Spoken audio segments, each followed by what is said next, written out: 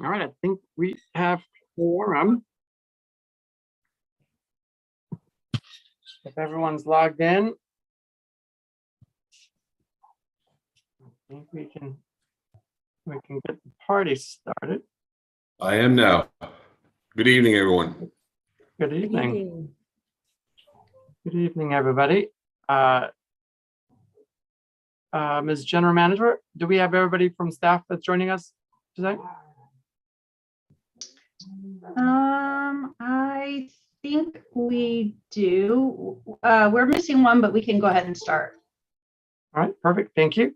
Then I'd like to call the meeting to order. It is 6:31 on March 16th. Madam Clerk, can you please take the roll? Director Alvarado, Here. Director Stanley, Yes. Director Weiner, Here. Vice President Sedith, Present. and President Cepeda. Here. Thank you. We have a quorum, Mr. President. All right, thank you. Now we'll move on to the next agenda item. Sorry, drawing it up.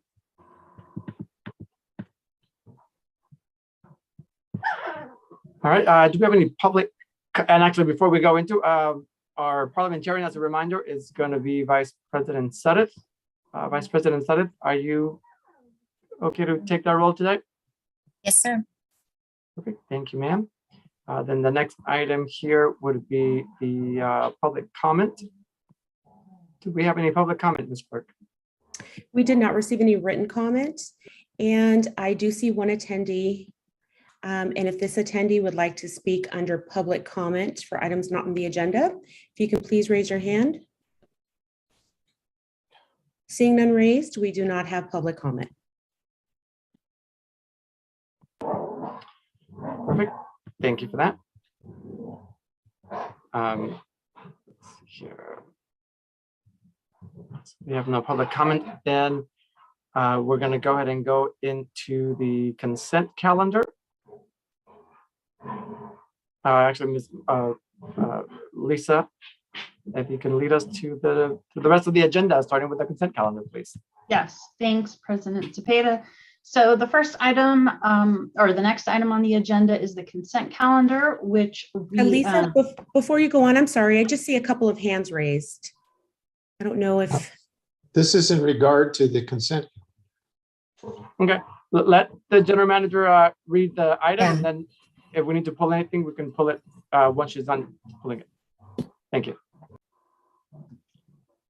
okay, so consent calendar items 1 through 3. Have we received any written comments on the consent calendar? We did not receive any written comments, and I do see a couple of attendees. If any of the attendees would like to speak under public comment for the consent calendar items, if you can please raise your hand. Seeing none raised, we do not have public comment for consent calendar items.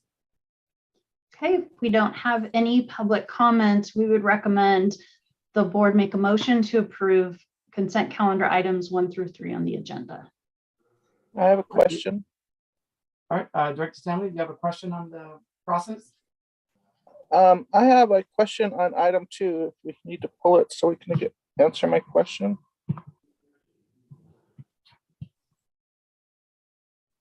President Cepeda, is it a question that can be answered without pulling, or does it need to be pulled?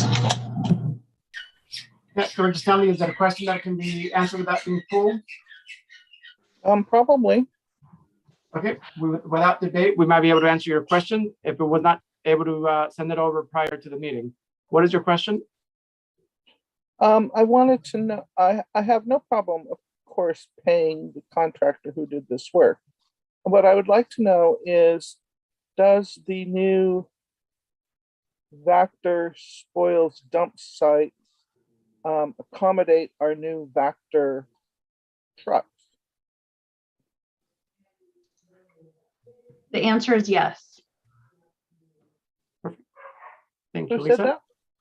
that? The answer is yes. Who said that? I just said it. Lisa Beck said it as well, but I just let you know that the answer is yes. Okay, great. Thank you. You're welcome. Director Weiner, you have your hand up. Yes, I sent in a comment regarding item 3 and received no reply. So I would like to pull item 3. I apologize. I thought I responded to you to that item there. So let the reason that Director Weiner would like to pull it. Actually, I don't want to speak for you, Director Weiner, but just some background on that item there. This is not a change to policy. This has already been our policy. We're just doing an amendment, but this has already been a policy of the board to allow the general manager to move any funds from a project if need be, without changing the scope of work and without the need of coming back into the board. So again, that's already a standing process that we adopted, I want to say almost a year ago. Well, the staff report specifically says what we will be voting on is a replacement, not a simple amendment. It says this new policy will be replaced. Before Director Weiner, just one moment, please. Before we go any further with discussion, President Zepeda, I think it's just proper that we pull it to discuss further. Okay, well, we got to see if Director Weiner, if you have a motion, but the agenda item does say a resolution amending is what the actual motion is. So if you would like to pull it to further have a conversation, then we'll go through the process. So if you want to pull it, I will take that as a motion. All right. Do you still want to pull it? Yes. Yeah, okay. We have a motion. Do we have a second to pull that item? I second. All right, we have a motion and a second. Madam Clerk, if you can please take the roll. Director Alvarado, You're on mute. Director Albright, you're on mute. No. Sorry, your train was coming by. Director Stanley, Yes. Director Weiner, Yes. Vice President Sedith, No. and President Zepeda. No. Thank you. Motion fails. I move the item. All right, item's been moved. Okay, please. Second, Madam Clerk, please take the roll. Director Alvarado, Yes. Director Stanley, No. Director Weiner, No. Vice President Sedith, Yes, ma'am. and President Zepeda. Yes. Thank you. Motion passes. All right. Madam, So the next item on the calendar is the regular calendar. This is a public hearing for redistricting, followed by a presentation from our West County Wastewater's demographer, Charley Howard, on 3 draft electoral division map options, followed by public comment and discussion and action on this item. With that, I will turn it over to you, Mr. President. thank you, Ms. General Manager. Shelley, thank you for joining us today. Board, last meeting that we had a special meeting to discuss if we wanted to move forward with redrawing our lines for our districts. And with that, Ms. Lapkov has joined us to talk to us a little bit more about some options available. And then we'll go from there if we wish to choose one of these maps or continue drawing something different. Depending on the outcome of that is the next steps that we would take. Ms. Lapkov, can you take us away? I'm Oh, sorry, Mr. Mr. Collins. President, I'm sorry. May I interrupt for one quick moment? Yes, please. Because this was noticed as a public hearing, may I request that the president declare that we are opening the public hearing at this time? Yes, thank you, Ms. Collins. So we will be, this will be a public hearing. This will be one of the first public hearings to hear the district elections. Okay, thank That you, Mr. President. And then if I may I just describe briefly the nature of the proceedings at this time before our demographer begins? Members Yes, of the please. board, as we outlined at our last board meeting, every 10 years, local governments with bi-division elections, like West County Wastewater, must review their division boundaries using the new census data and determine if local populations have changed, and continue to ensure that their divisions are, as far as practicable, equal in population. As we described to you previously, the population numbers are relatively stable, and therefore the board does have the option to continue with the existing boundaries. However, there are some significant, I shouldn't say significant, I'm sorry, there are some important changes that our demographer will review. The elections code, as you know, governs how special districts like West County Wastewater redistrict after each federal decennial census. That process requires at a minimum the special district, like West County, holds at least 2 public hearings to discuss the division maps. The West County Wastewater Board of Directors is responsible for either accepting the existing boundaries or approving new division boundaries, which, once approved, will become effective for the next election of the West County Wastewater Board of Directors in November 2022. The purpose of this public hearing is to review the existing division maps, to consider other potential division boundaries, and to hear from any interested member of the public as any comments they may have in connection with the proposed maps. And with that, I'd like to reintroduce to all of you Charley Labkoff, who is the district's demographer. Ms. Labkoff? Thank you. I want to request that I'm not sure my internet is working as well as it might be. So if there's, if it seems to be poor, let me know and I may be able to move on that. Okay, so I have come back with 3 options for us to look at for redistricting.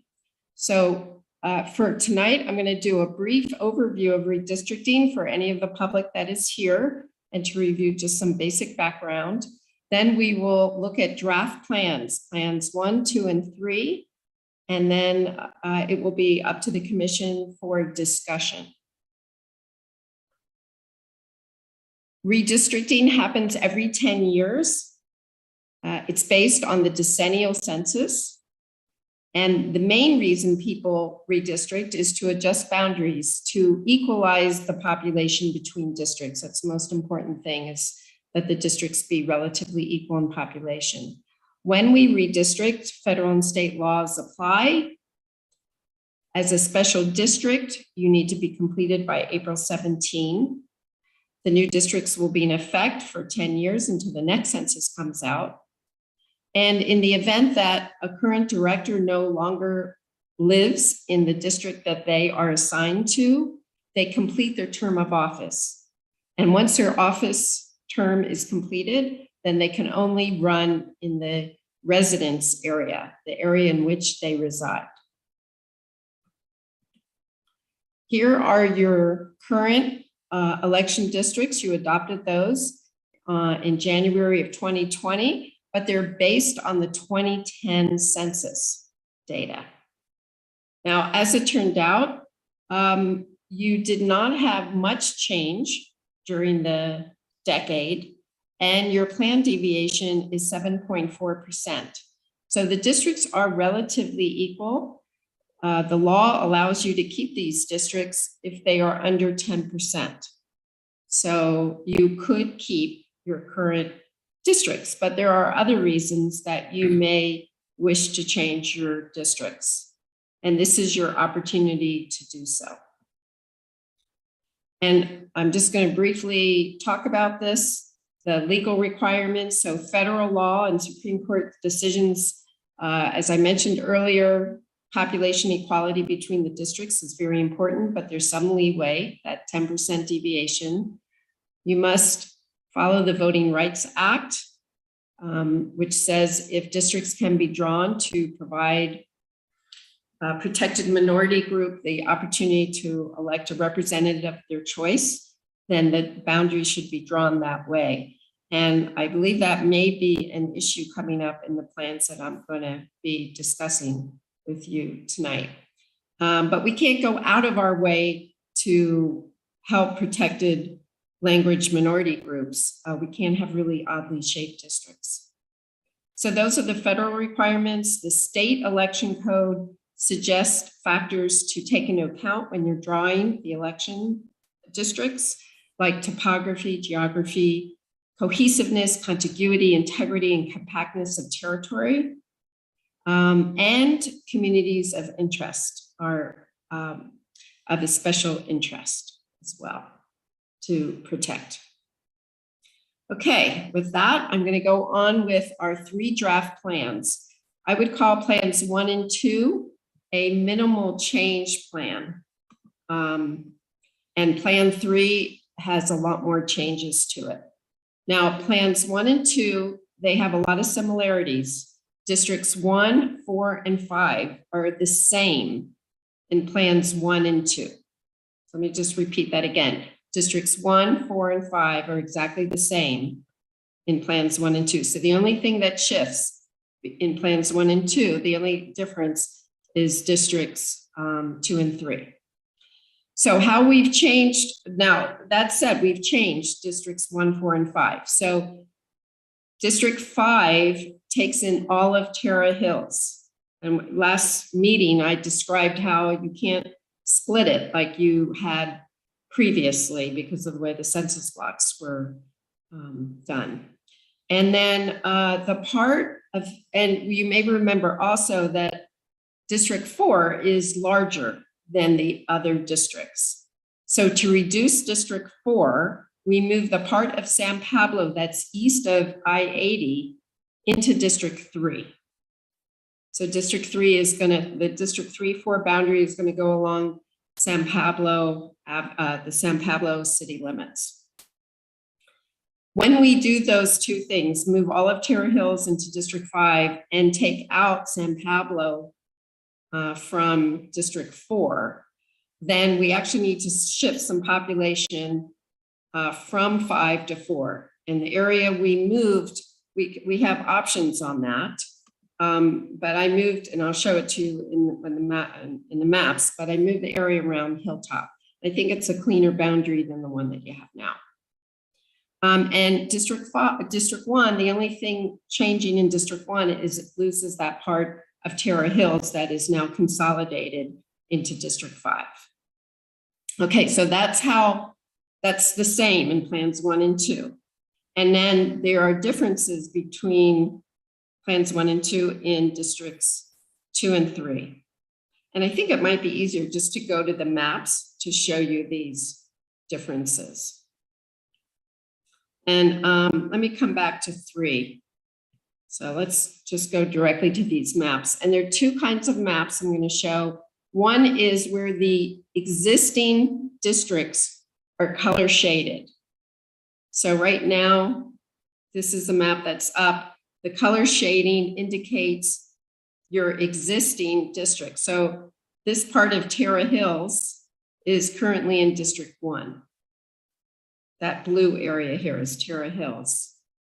And so the black line is the proposed plan. So this is plan 1, the black line. So you can see all of Terra Hills, which is this area here, is now all in District 5.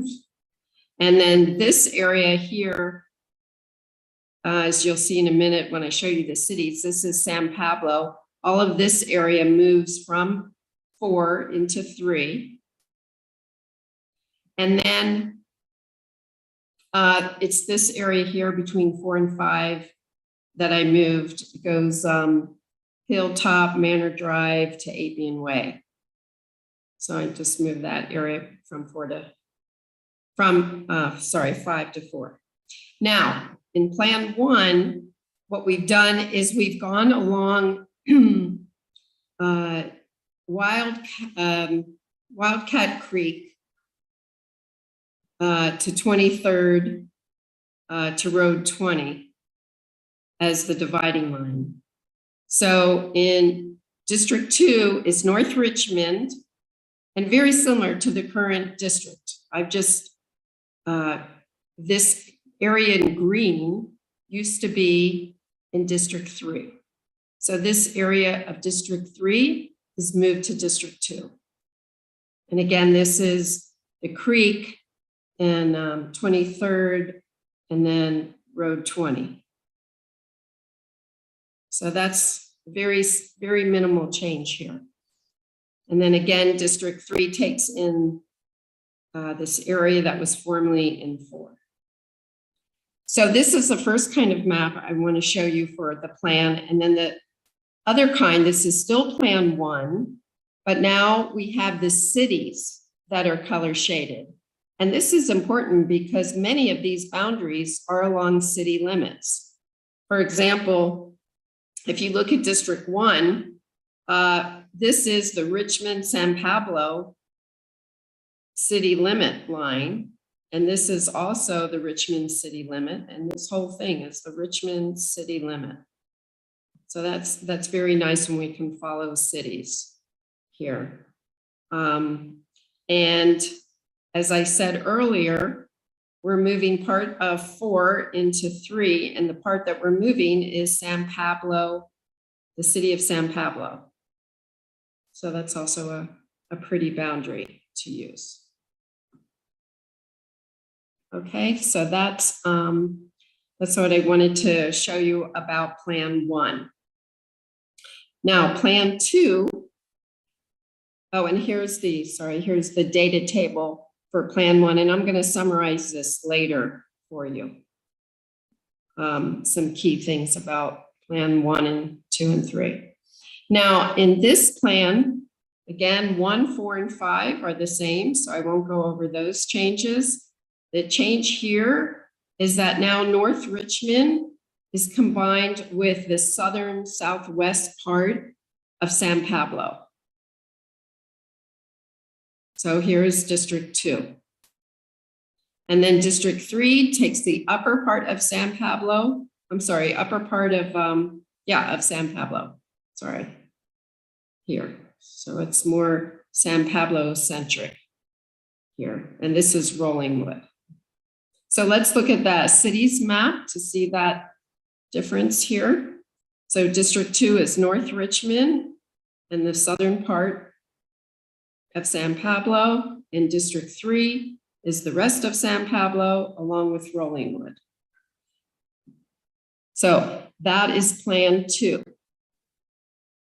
Now Plan 3 is a big shift, a big change.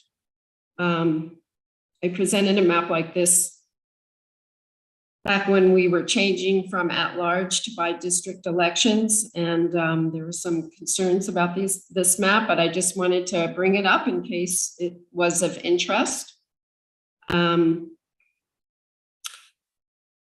This shows, again, the color coding is your existing plan, and the black line is Plan 3. And I'm going to start with District 3, because that's sort of the focal point here. This is District 3 here. It's a very nice boundary. It goes along the railroad track, the city limit, San Pablo Avenue to 23rd. But now North Richmond isn't combined with San Pablo. It goes up. It goes up and takes in Montalvan Manor and Terra Hills. So that's a big shift because Terra Hills and Montalvan Manor was going into 5 before. So it goes into 2. And then District 1 is different as well because it takes, because so much of this territory west of 80 is no longer in 5. 5 and 4 need to take in all the area east of 80. So they do that. And in fact, 4 even takes in part of San Pablo, this area of San Pablo. So what's left is for District 1 is Richmond, and it's going to be some of San Pablo and Rollingwood here. because 4-5 changed, because 4 loses so much population, it needs to take population from 4. And then 4 also needed to take population from 3. The exact boundaries we could change here if the board was interested in this plan. So this is very malleable. We can change this if we want. And let me go and show you the city version of this map. So you can see District 2 here is North Richmond with Terra Hills and Montavon Manor. District 1 is Richmond and going along San Pablo Avenue. So that part is nice, though I understand that we've got San Pablo in 3 different districts, so that might be objectionable. Again, 5 loses population here. So there are adjustments. I go along the Richmond El Sobrante boundary. And then this is San Pablo Dam Road and then San Pablo Creek here. But again, we can play with this if you all are interested in this, this plan. And let me just go back up because I have some words about Plan 3, and let me just make sure I covered them all. So Plan 3, it's very different from your current divisions. District 1 is Central Richmond and part of San Pablo. District 2 is North Richmond combined with the area north of North Richmond. District 3 includes only the western San Pablo, the city of San Pablo, that nice rectangular shape. District 4 and 5, it excludes Terra Hills and Montavon Manor. And as such, it needs to include other area, includes all of the area east of 80 and includes San Pablo west of 80 and east of Church Lane. And as I mentioned earlier, there are options for the exact split between districts 4 and 5. And in this case, I've used the Richmond city limits and also San Pablo Dam Road and San Pablo Creek. Okay, so those are the 3 plans, and I do want to point out a few things. I did some ethnic distribution maps. This one is of the African Americans or Blacks, and I've overlaid it on Plan 3, but we could have overlaid it on other districts, but I just wanted you to see that. I'm going to show you some tables in a minute that will be of interest. And here is the Latinx population concentrations, and you can see they're really concentrated in San Pablo area and in North Richmond here. And what I would like to show you, that I was concerned about, is a comparison of the plans by the percent Hispanic or Latinx. There are 5 different measures that we have to measure the political power of the Hispanic population, total population, voting age population, which is a little better than total population because only those of voting age can vote, obviously. There's the citizens of voting age, CVAP, and this is what the courts look at when there's a challenge. But these data are based on a small survey. So you have to take it with a grain of salt, sort of. Registered voters that have Spanish surnames and actual voters with Spanish surnames, I think, are better measures of the Latinx political power. Now, in Plan 1, I'm concerned because we don't have a 50% majority of Hispanics, either for CVAP or for the registered voters or actual voters. In Plan 2, we do have a majority. You can see District 2 is 52% 2% CVAP, and 51 and 53% of registered or actual voters with Spanish surnames. And then Plan 3 also has, District 3 has a 54% CVAP, registered voters 52 and 53%. So I was just concerned that Plan 1 may not have a concentrated enough Latinx district. It's a concern. Okay, and then I did something similar for the African American population. I just looked at the share of 18+ population because CVAP is not so important for the Black population. Most Blacks are citizens, and we also don't have the voting data for Blacks. So this is a very good measure of their political power.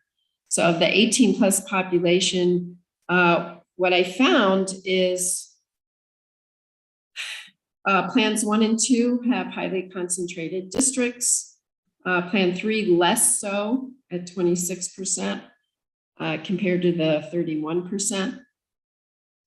But because it's not a majority, then they don't have standing under the Voting Rights Act per se. So this may be less important, but I did want to point that out to you.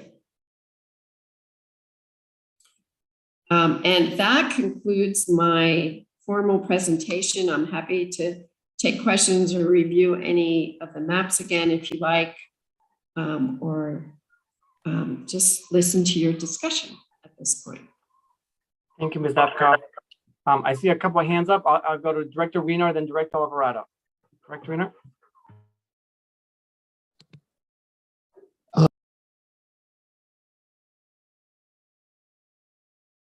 You're on mute. Nope, you're on mute.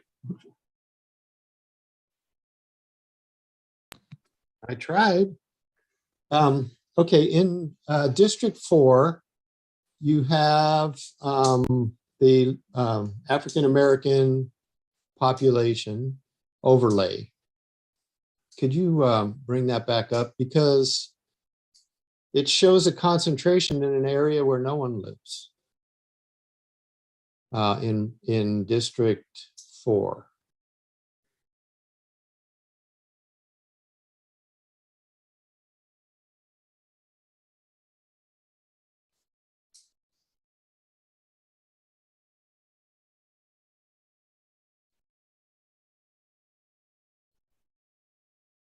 One more. Oh, sorry. Okay. Where is this? Are you saying 4 this sits in area? the middle of that, and no one lives there. Oh, it could just be like a couple people.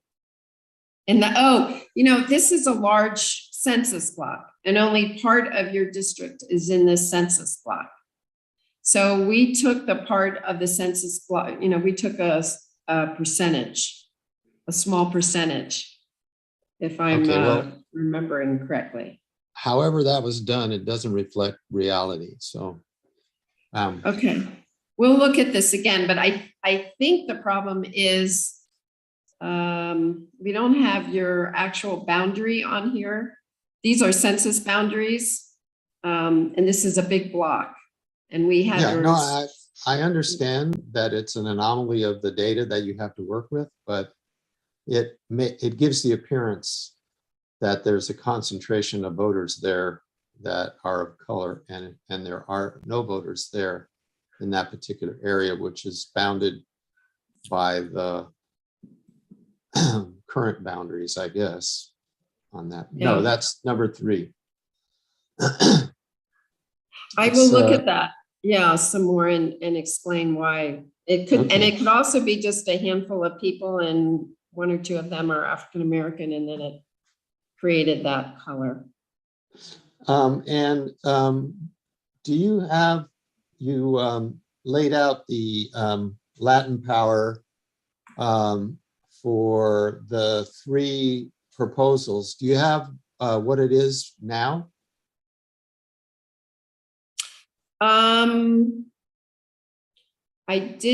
I should have done that because the current plan is on the table to stay. So I will, we have that from, I mean, I have that, we can get that. And maybe as you're discussing, I can pull that up for you. Okay, I'd like to see that. And since our last meeting, did directors have an opportunity to have some input in into the current 3 new proposals?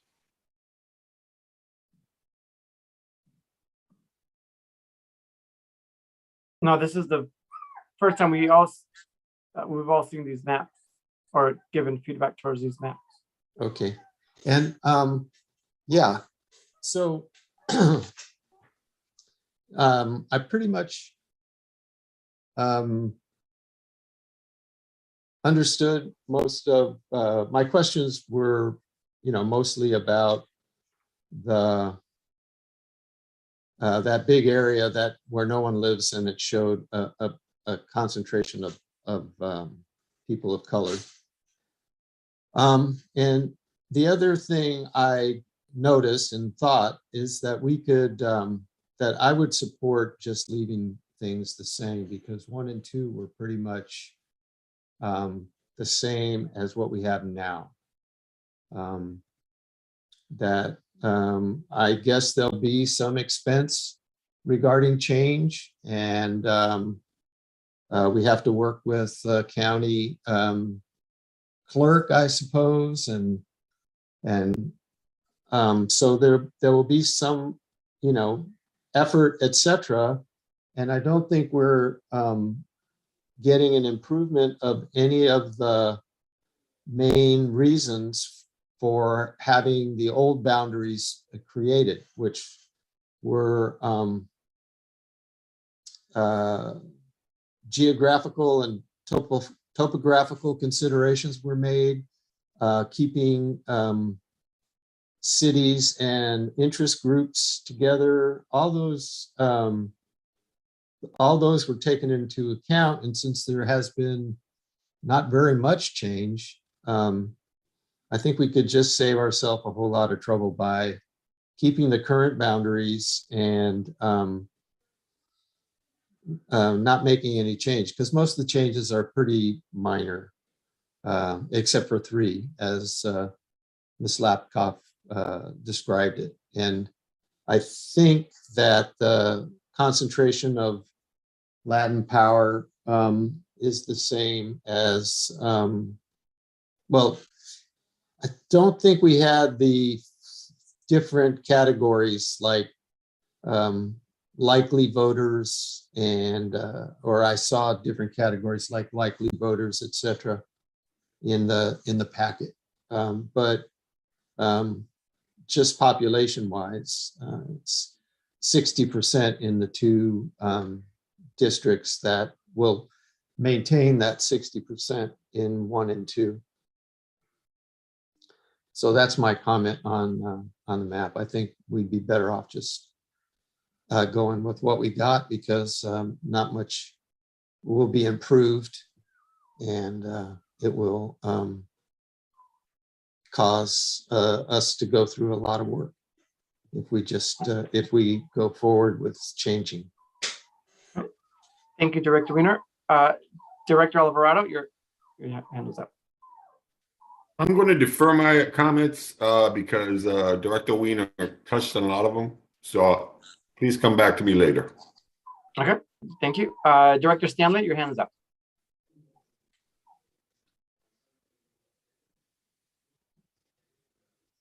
And Director Stanley, you're on mute. I'm working on, okay, there you go. Dr. Lapkoff, am I pronouncing your last name right? Lapkoff? Shelley? Okay, you're on mute, honey. I think I'm gonna make my question. What is the difference in cost if we go forward from here on? Approximately how much would it cost us to do whatever we have to do to change whatever we have to change? Just an approximate, please. I'm not sure there is any additional cost. You've already employed me, so I'm a fixed cost at this point. If you submit a new plan to the Register of Voters, I don't know what their charge is, but I don't think, sometimes if you create the need for more precincts, then they charge you to produce ballots and so forth. But if sometimes you might actually be reducing what they call a precinct portion if we smooth out boundaries. So sometimes you can even have a cost savings with the Register of Voters. But I don't know, the staff may know better whether the Register of Voters charges you. My impression is that they do not charge you. Okay, and I guess I'm leaning towards Director Weiner because we don't have much of a change. And I also am trying to pull up things on different devices. Bear with me, if you will. The last time we went through this, it was because we were being threatened with a lawsuit because we wanted to make sure that we gave an opportunity to Latino voters, and districts 2 and 3 were pretty much even, so that it gave 2 strong Latino precincts. I don't even know if I'm using the right words, but and now, as Harry said, we wouldn't be changing it much in plans 1 and 2. So why are we doing it? Is my question. Why bother? Just leave it. Is there some reason why we should? I think that answer will come from the board. I think Ms. Knapka had answered it before. Ms. Collins, do you have anything else to add on there? There were 2 circumstances that were raised at the last meeting that do indicate that although we're not legally required to, it may be prudent for us to do so. And that is primarily the change in the census block in which Director Stanley and Alvarado live, and then the change to the area to the northern portion of Director Zepeda's district, which based again on the new census blocks would be improperly maybe too strong of a word, would be divided in where we want to keep it together. Dr. Lapkoff, could you show that up on the screen, please? Those 2 areas.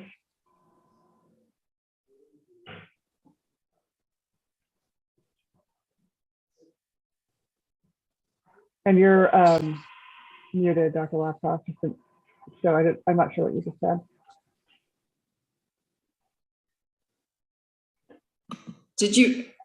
Is there a map you want me to show here? I think the map that we showed at the prior meeting that demonstrated where we had the census block issues related to the current area. This is not the map I was thinking of, but along the peninsula between districts 2 and 3, where the census block had changed and created the donut hole.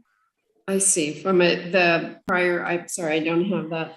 I have to pull that up. All right, let me see if I can find it. See if I can pull that up quickly.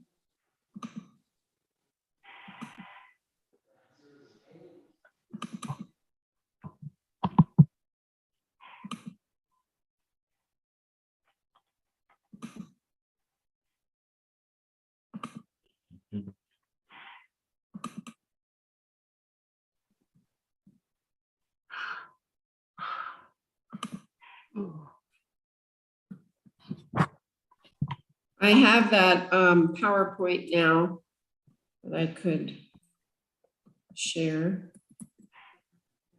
I'm not quite sure which one you're referring to, but let's see. If we look at slide 4 of that presentation. Okay.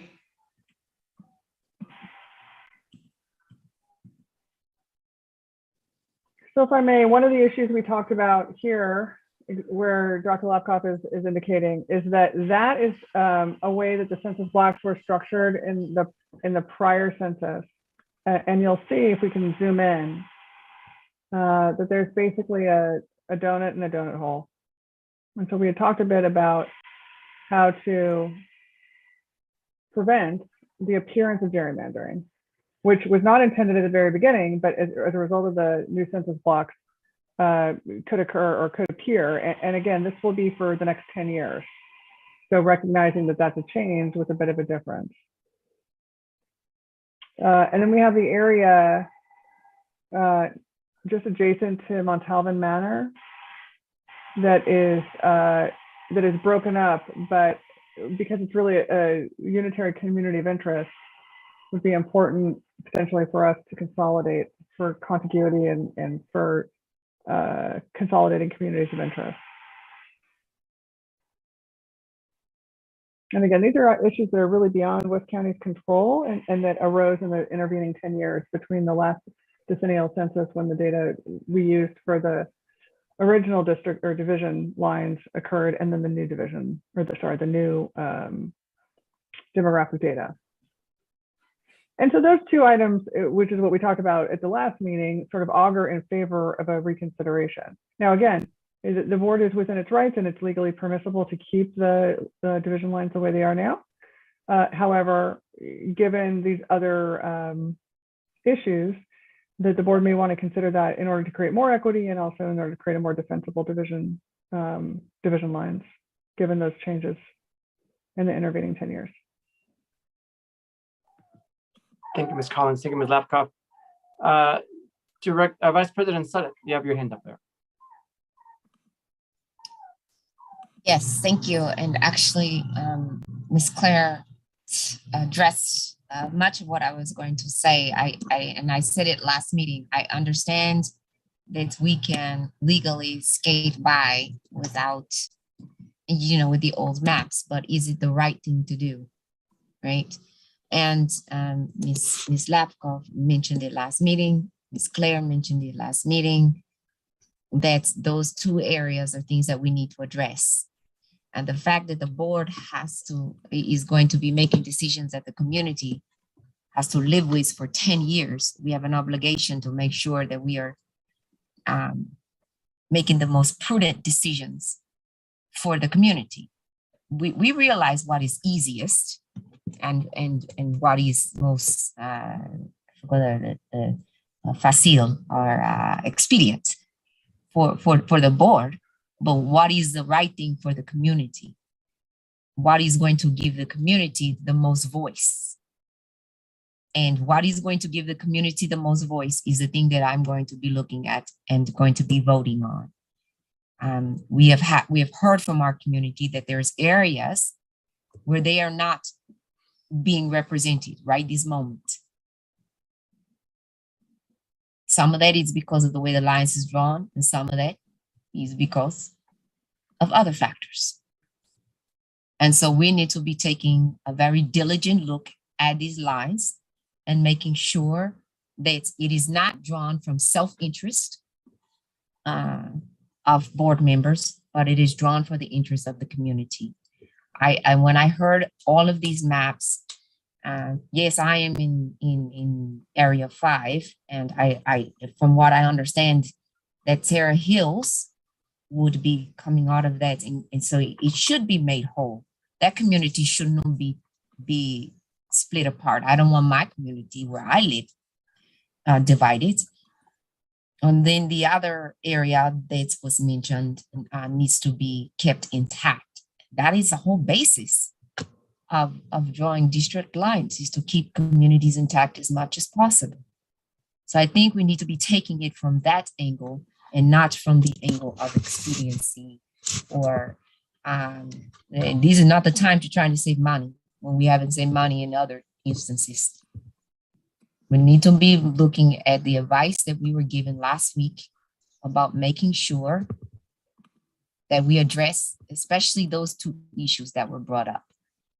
As well, want to make sure that communities like North Richmond are able to have their voices heard through this electoral process. So that is it for now, President Zepeda. Thank you. Thank you, Vice President Sudduth. Director Wiener, I see your hand up again. Yeah, I made the case that not doing anything would not fundamentally harm any community, and that the differences are small, and that equity such that it is in what we have now. And it wasn't for expediency that I mentioned that we needn't do anything. I was saying that given all the statistics, which I looked at very closely, and I am not privy to some of the communities I heard, I'm not privy to the things that some people have heard and complaints from some of the communities, and they're not represented correctly and all that. I made no claim that I was suggesting we don't make changes. I was suggesting that built into what we have now is as much following what the legislature wants, the Voting Rights Act wants. All those things were taken into consideration and very little has changed.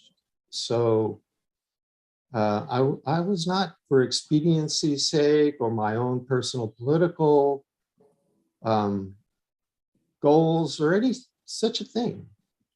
And unless we hear some specifics regarding community complaints, I can't imagine that I understand what we can do about it, since the lines we drew were trying our damnedest to conform to the rules that have been laid forth and the ideas that have been laid forth. And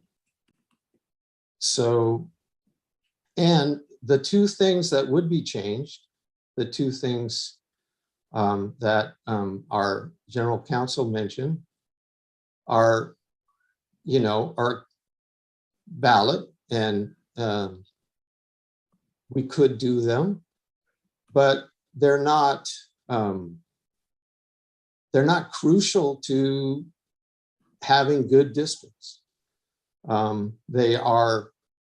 They would be an improvement, no doubt, but I wouldn't say that the way things are is bad, so that needs to be improved.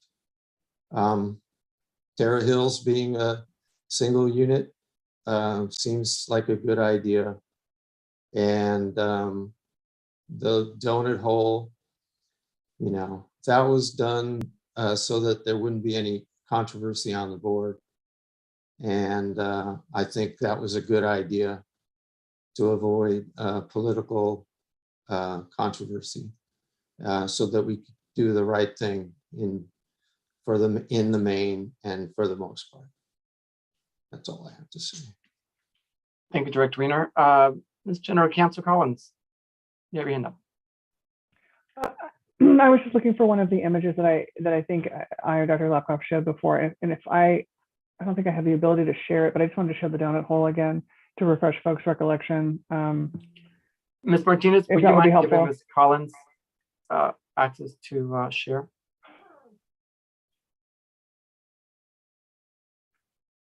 So this is the image that I believe we shared last time. If you can see this area that says 57. So previously, this area that I'm indicating with my cursor was part of 57, and this was separate. And then after the decennial census, this census tract changed and became sort of a donut, if you will, with a donut hole. And my understanding is that Director Stanley lives here and Director Alvarado lives here. So it used to be that this was contiguous, this area here, 57, with this area, and it attached to this. But now it's a little bit awkward because 57 becomes this donut hole or this island separated from the rest of District 3. So I just wanted to point that out because I don't know that it was clear from the other maps, but it's one of the issues that we were coming up with besides Terra Hills that we were just wanted to make sure we brought to the board's attention for its consideration. Thank you, Ms. Collins, for that. Director Stanley, you have your hand up.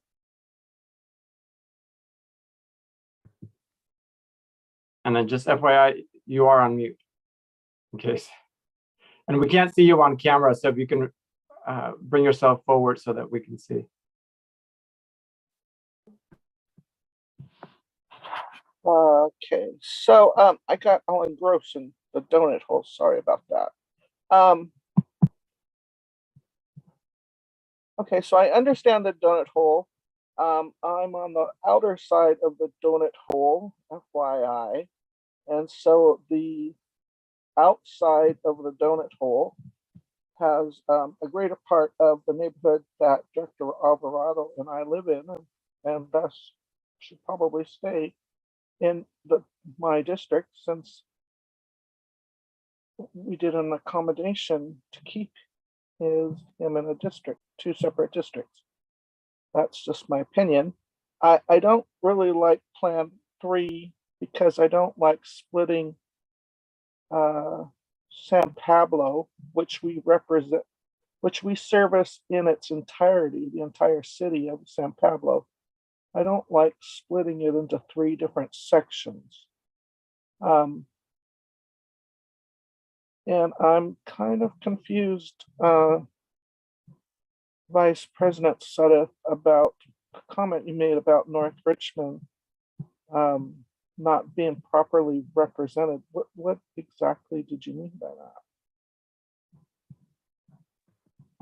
We don't want to have back and forth, but it's a good question. Maybe you might be able to touch with Vice President Sudduth afterwards too. We don't want to go back and forth there. Director Stanley, any other questions for Ms. Lapkoff? No, if it's all in the same Census Bureau, then it should probably stay census blocked. Then it should probably, we should take the donut hole and make it part of the donut. All right. Thank you, Director Stanley. Ms. Lapkoff, you have your hand up there for a moment. I do have the current districts statistics for the Latinx community. Would you like me, should I share my screen and show that? Yeah, please. Okay.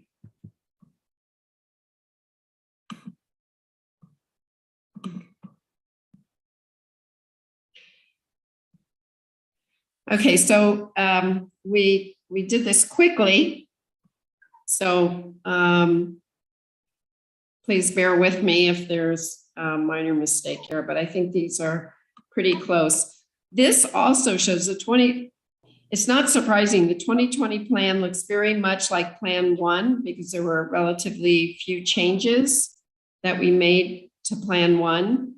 And so I'm a little concerned that this also does not have a majority Latinx percentage. So normally we like to see 50% or more CVAP, and similarly with the registered voters. So both the current plan and Plan 1 do not have that, whereas Plan 2 and 3 do have one district with Latinx majority.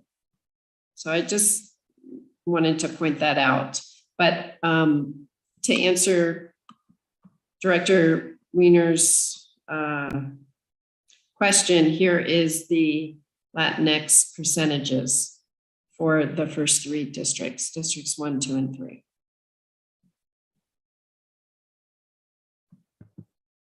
Ms. Lapkoff, thank you for showing this. Do you happen to have the original data that was presented to us? And maybe I'm not remembering correctly, but I thought that District 3 was one of the districts that we did as a 50% Latino district. I think that was our district that we focused on, because San Pablo is very Latino centric. So I thought that was the district. So seeing us being under 50%, I don't know if that's the same data from before. Could they have changed? Yeah, I'll have to look at that to see what it was with the 2010 census. And Might then have been. there was a report that I was listening to on the radio a couple of weeks ago about the census, and this is just for food for thought for all of us. From the former president, how he was out there scaring, especially the Latino population. The report that came out was talking about the Latino population and other minority communities not being counted in the census for fear, right? They were fearful for answering questions. They were fearful for opening the doors. So they think that the census count is under miscounting a lot of the population, which is why we might not see these huge changes. We might see more changes in the Caucasian population because they were more likely to open the door to be counted versus the Latino and other minority communities. So I thought that was very insightful there from that report. I don't know what it does to our set. Since they weren't counted, there's no way for us to say, I know 5 people live in that house and not just one. But that's just good information to have. So know that our community is underrepresented. And we kind of all know where the pockets of the different communities live. So just keeping that in mind, that kind of adding a little bit percentage to whatever count we see, because we know that they were underrepresented. The other, you showed a map there. I don't remember which one it was, but it also showed Point Pinole Regional Shoreline with about 40% Latino, but that's a park. There is no population. And I'm thinking maybe the closest to it is the jail. And I think for this last census, they were counting the jail. So that might be that. And they just grabbed the whole regional park area. So just keeping that in mind there too, that it's not encompassing of the whole square per se that was there. And then, yeah, just keeping in mind that the different communities of interest because of the census, not for those of us, I think just about everyone here has lived in our areas for many, many years. So we know what the communities of interest are. We know where people are concentrated, and the census might not necessarily give us those numbers. I know that we have to go based on the census numbers, but again, just keeping that in mind. Knowing that we've got 2 districts currently that have more population than the other 3. One of them is District 4 and the other one is District 1, right? We both got more, if I remember correctly, more population than the other 3 districts. So it makes sense to be able to just, for District 1, the Terra Hills section, giving that up to District 5, and that will create a little bit more leverage there. It will take some of the population away from 1 and give some to 5, so that way we're not so high up there. And then just keeping in mind the other communities of interest, wherever the lines may be, that donut hole is going to be a big issue. Figuring out what do we do with that donut hole so that we have representation. I believe it's even within one same HOA. So part of the California Voter Rights Act is keeping communities of interest intact. So if we're splitting it, even if it's by census block, we're also splitting a community of interest, which is their interest is the actual HOA. So that's already a line drawn, a legal line drawn because it became an HOA. So that's something that we really want to look at, and any other lines that we might be needing to take into consideration that we don't want to split, especially if we have these communities of interest that are impacted. And then knowing that, again, District 4 has a little bit to give and District 1 has a little bit to give without being impacted that much. I think it's just going to be the borderlines. But I think District 1 for sure can give some up towards District 5, that Terra Hills area. We should be able to go around probably, straight cross the Richmond border, and anything not Richmond being able to give to District 5 and then Richmond down. And then District 2 and 3. District 3 is, from what I remember, if I remember correctly from the last time we did this, that was our predominant Latino district. So that one shouldn't be moved that much more. I could pretty much say that, you know, there's not less Latinos living in that district. There's probably going to be more. So splitting it up in any other way is going to be to the detriment of that uncounted population. So if anything, we want to give that district a little bit more, and also figuring out District 2, giving it a little bit more too. Those are going to be the two populations, the two districts with the majority minority populations that are most likely have been undercounted this past census. So just keeping that in mind, those, you know, the from where I see and from what I've heard and read from the miscountment of the district or the census, right? Just figuring out how do we make up for that, for those uncounted individuals, but still being able to be fair to the process and keeping to the process. Because we could only, we can't make up 50% of something that we don't know it's there, but we know it's there with that, but they just weren't counted. Hopefully that makes sense there. Vice President Sutter, you have your hand up. Yes, no, and I'm glad you said it, because that is just very important. And I still just want to reiterate, I think the maps are, I think they're okay. I just don't think we're there yet with the maps that we've seen tonight. This, from my opinion, I just don't think we're there yet. I think we're getting close, Ms. Lafkoff. I just don't think we're there yet. I think 3 is getting there.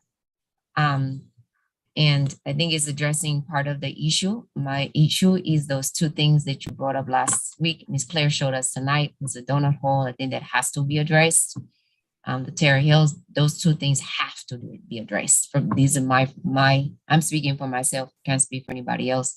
Some of the things that President Zepeda just mentioned has to be addressed. And I just know that the people mentioned that they are not privy to some of the conversation. I will just tell you that I am. I was out in 2 different events in the community, and one of them was in North Richmond. They were upset that they were not getting representation, and they came from the mouths of our constituents. But North Richmond is a very, very diverse and rich community, and just looking at your own data and the maps that you showed us just now, and I'm gonna say it again, they deserve to have their voices heard, and they deserve to have representation. And the way you show the map is great, but I don't believe that we need to be, I always feel funny about us cutting our own lines, and whether there's in protection or not. But we need to make sure that we are taking all of these factors into consideration, the ones that President Zepeda just mentioned, the ones that was mentioned by General Counsel earlier.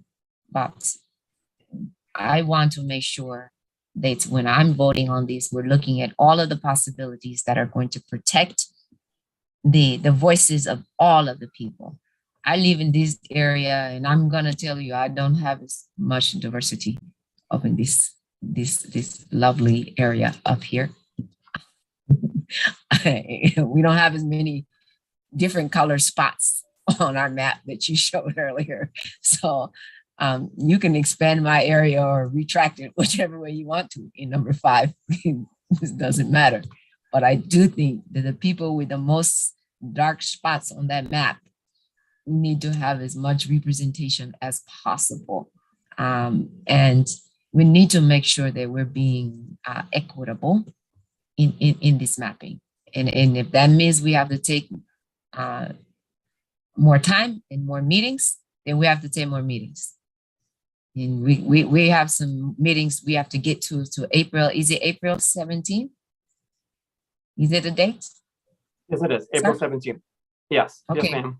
Well then, sir, I just say we need another choice. because of these three choices, I don't see it yet. I think we need another choice. It's going to show us where we take care of that hole.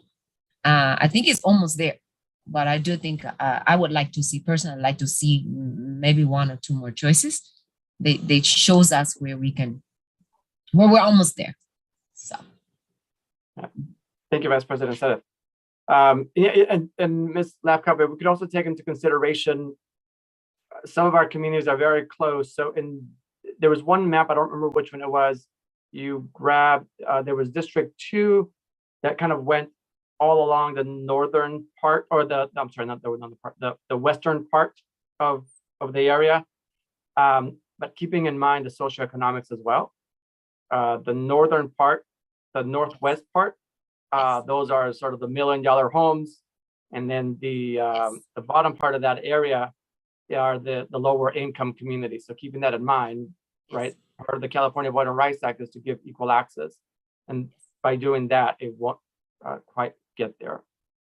So that would be Plan 3. So, you know, what would be helpful for me is if you gave some direction about what you wanted to see in future maps, or if we want to like just totally forget map 3 because of it's San Pablo and 3, and as you were saying, it's combining North Richmond from the area north of it. That's fine. I didn't expect that you would want that map, but I wanted to show it to you just because it was a different option. Close.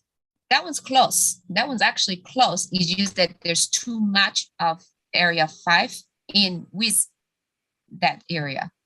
Because area 5, I'm just going to tell you right now, is where I live, and that's where the $1 million homes are. And I think you don't want those $1 million homes you don't want people who live in $1 million homes competing with people in North Richmond. The resources, you will never get people elected like that. So you want to be careful with that.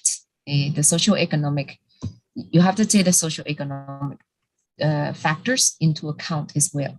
So I think that's where what President Zapata is also referring to, right? So I think it's very close, but also the marina. The marina is also very important. Sorry, go ahead. Sorry, it's the North Richmond part of District 2.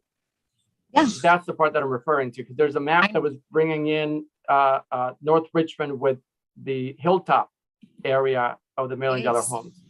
And but it was also, but that's the map, that's map 3, but it also brought up part of what was in District 5. That was District 5. It also brought in part of District 5 as well. Yeah.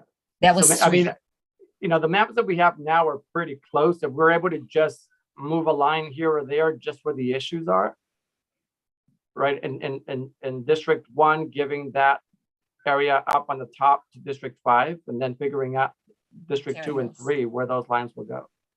And that donut hole. And if we don't move anything else, so that otherwise, if we start moving other lines, we're going to start creating other issues. Director Wiener and then Director Alvarado. Director Wiener, you're on mute. You almost made it. All I said was well, so you didn't miss anything. Right. I think that 1 makes a lot of sense. I think 3 makes very little sense in terms of San Pablo. I think San Pablo is best served by map 3. Also, I'd like to remind the board that we do not supply public services other than sewage. We have no ability to help people who need help financially or with infrastructure other than sewage.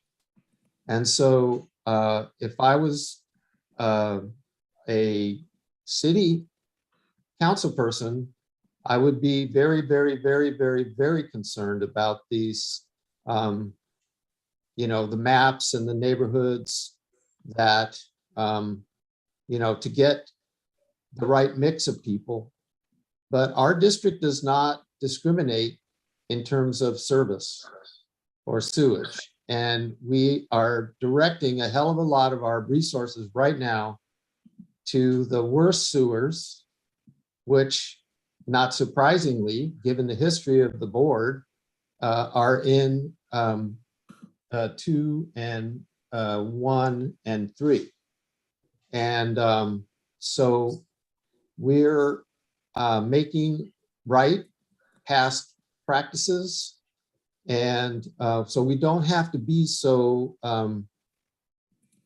concerned about the mixture of socioeconomic groups, because we're not able to even divide our benefits by socioeconomic group. It's against the law, which is very frustrating, but that's the law.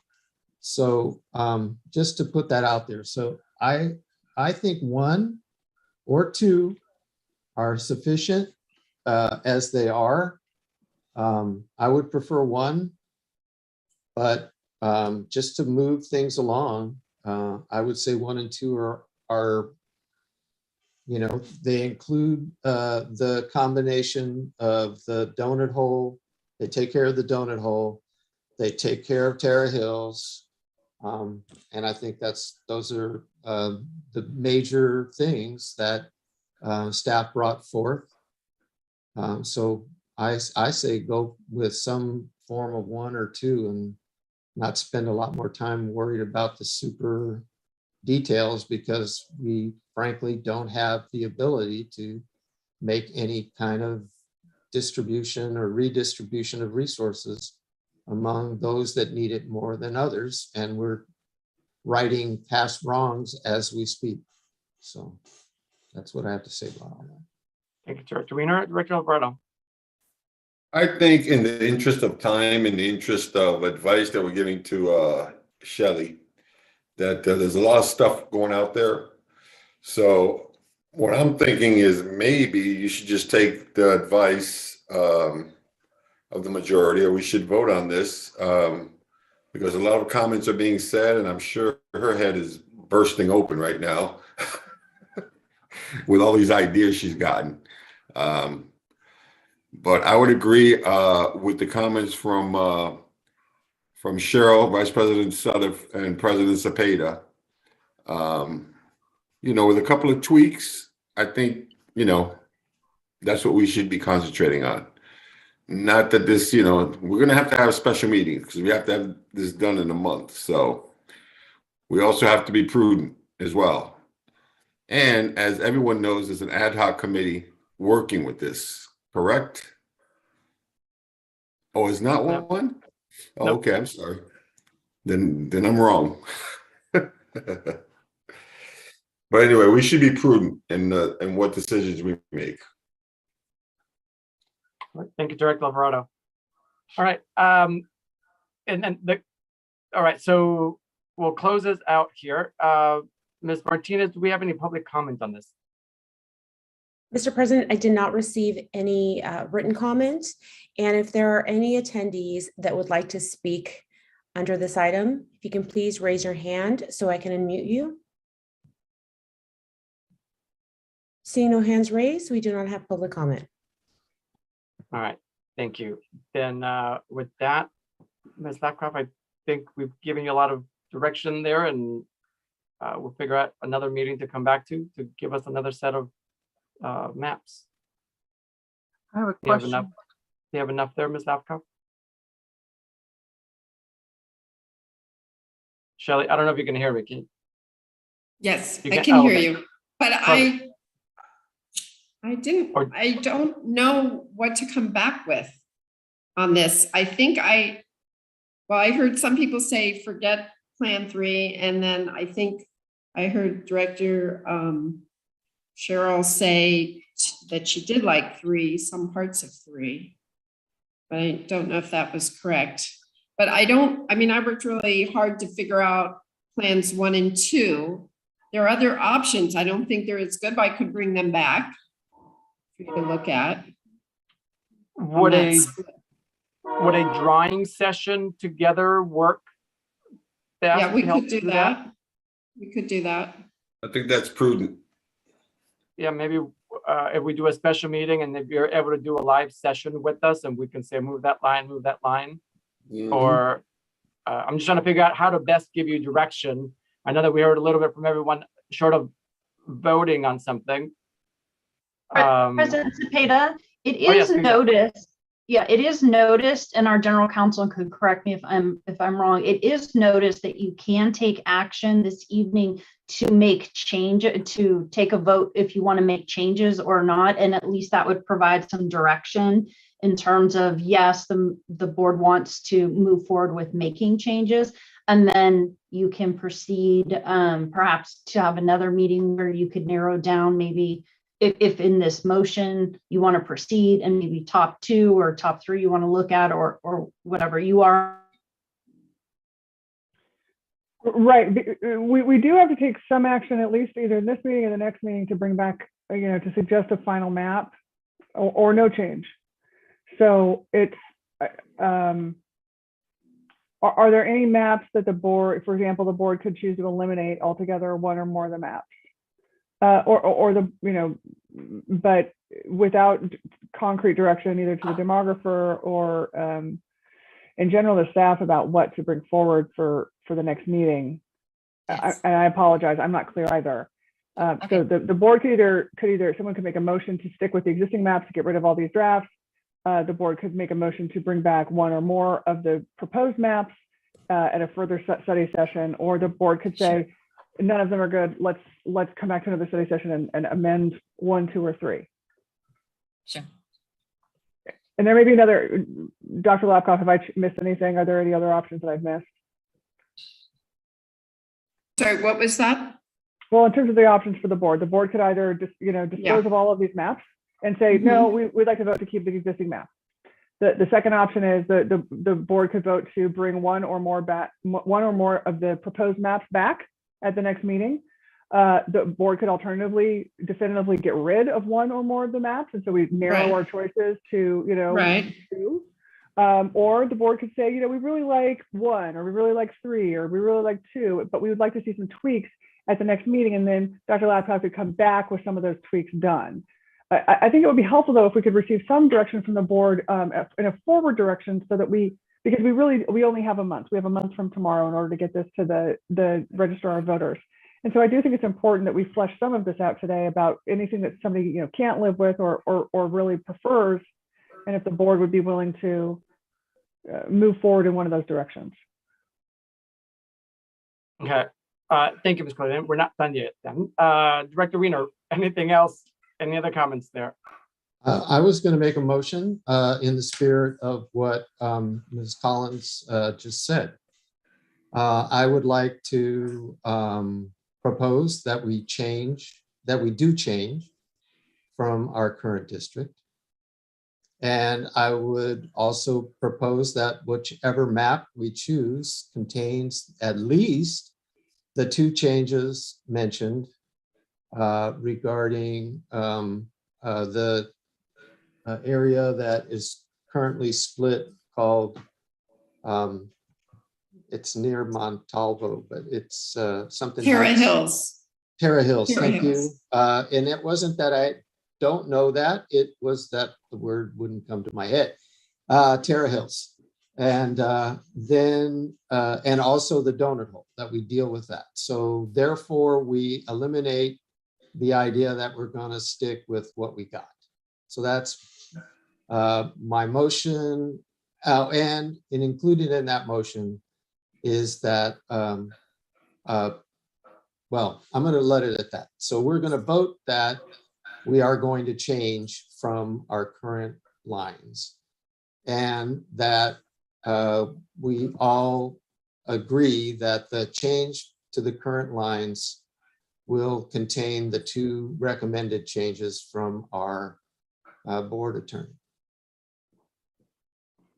All right. Okay. We have a motion, and just to be clear, there's not a motion for a particular map, it's just some direction. So thank you, Director Wiener. So we have a motion. Do we have a second? I'll second. Director Stanley, your second. Thank you. So just to re-clarify, Director Wiener, the motion is yes to move forward with a new map, and that new map should take into consideration to fix the two issues that were brought up by our general counsel, which is the sliver of Terra Hills be moved somewhere more properly that does not have that community split. And then the other is the donut hole, we're gonna call it, right? Fixing that donut hole. Did I get the motion right there? Okay. So That we're is not voting on correct. the map. We just want to fix those two issues as the general counsel had mentioned. We have a motion and a second. Madam Clerk, can you please take the roll? No, before, I want discussion, sorry. Oh, sorry. Yeah, sorry. Discussion on the motion. Ms. Sutton. Yeah, because I would like to see alternatives. I don't want to see just one map. I want to see what that looks like, because if you move Terra Hills all into one, that is going to have a ripple effect on the numbers. Why don't you make a friendly amendment that Yes, includes so, that? yes, so this what, so I want to amend the motion. I hate the word friendly amendment. I want to amend the motion to say, instead of map singular, maps, which take into account resolution of the two issues. So that moves Terra Hills to 5 and resolves the quote unquote donut hole issue, and what that will look like either way. Take back my So, second. so I want, yes, so we want to see alternatives, what that would look like. Sorry, Director Well, Weiner, first, do you, Director sorry. Weiner has to accept the amendment to the motion. You're on Mr. Winter, mute, sir. You're on mute. You're on mute. You're on mute, sir. Yeah, I mean, it sounds like the same thing as I said. I guess the clarification was, I didn't call for maps. I just said that we would not stay where we are. And I hope that's, and I wanted to keep it that vague so that we could pass this and then move on to the next possible idea of maps. I wanted to just at least, as our general counsel said, just take care of the two issues and not stick with what we have. So if you feel that that's unchanged by what your amendment is, then I'm okay with your amendment. Director Weiner, can I do another friendly amendment? Because we like yours. We're just going to pile on to it. I mean, since we're already fixing one of the two issues, can we just go ahead and give further guidance so we're not just all over it? General Counsel.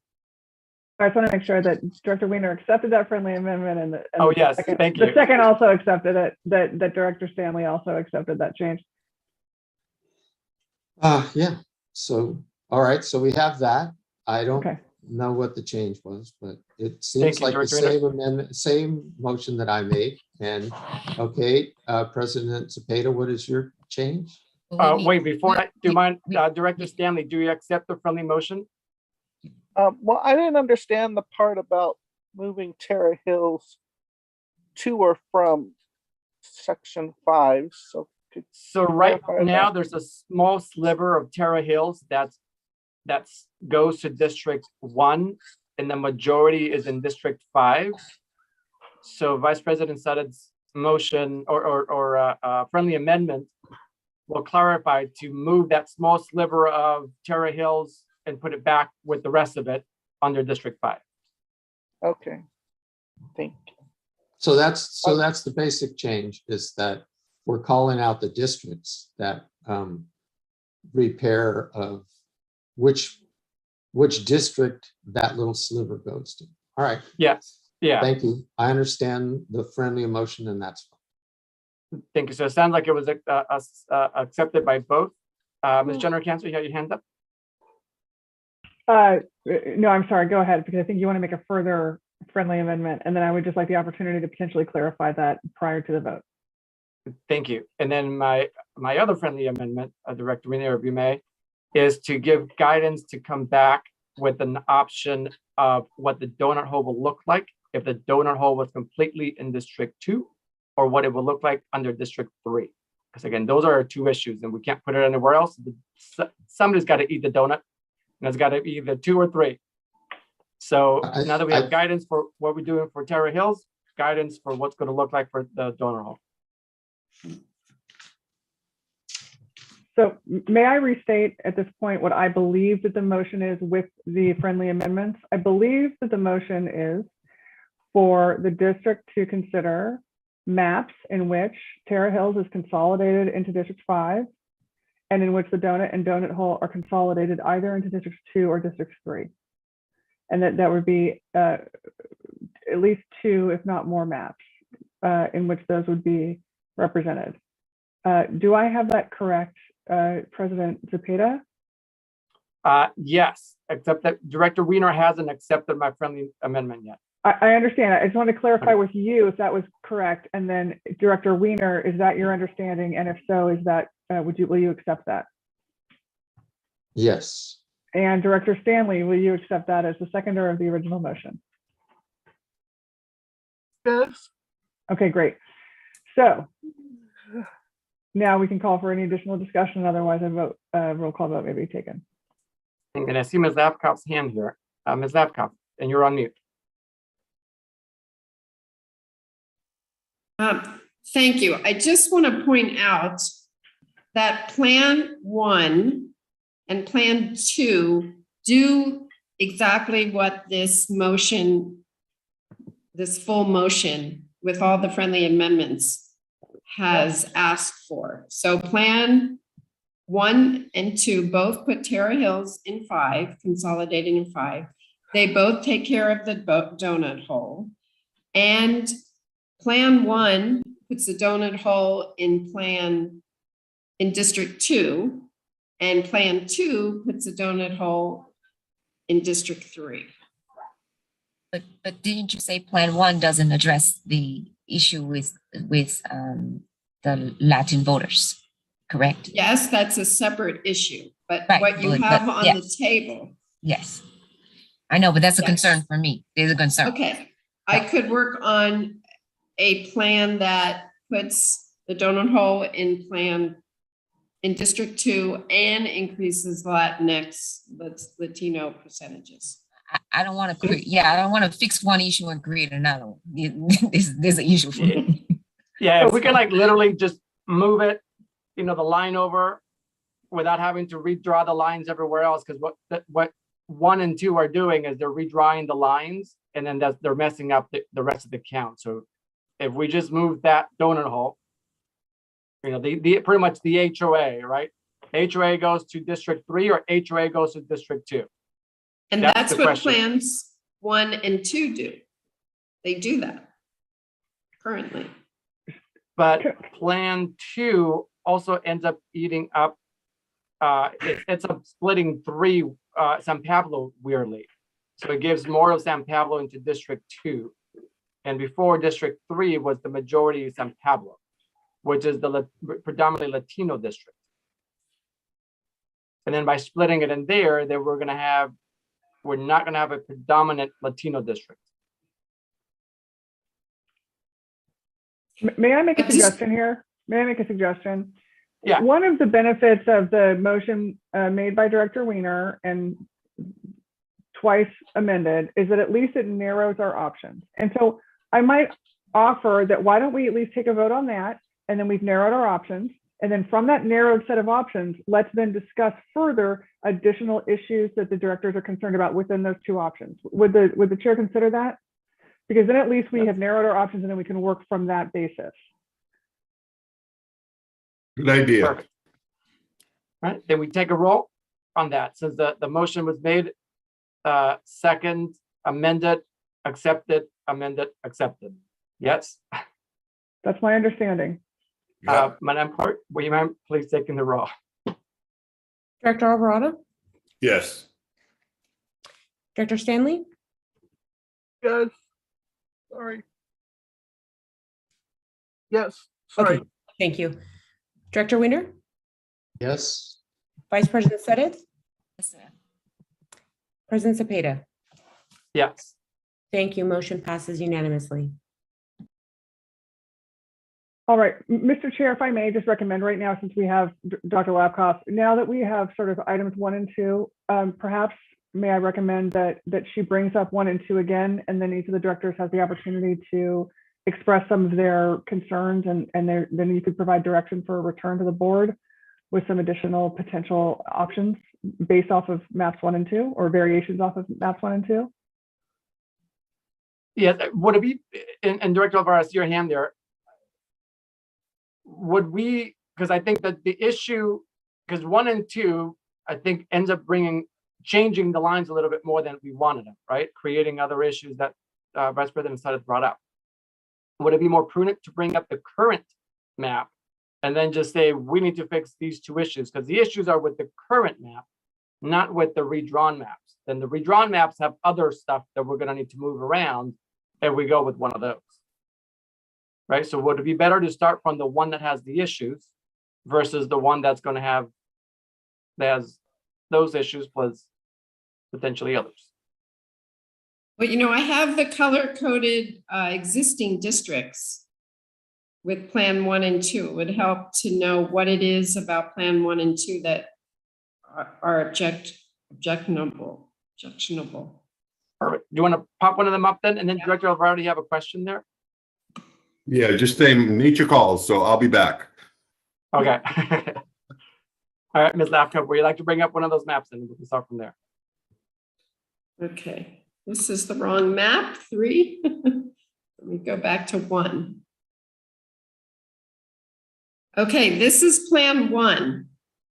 And let me talk about 1, 4, and 5, because I was thinking that 1, 4, and 5 would not be controversial.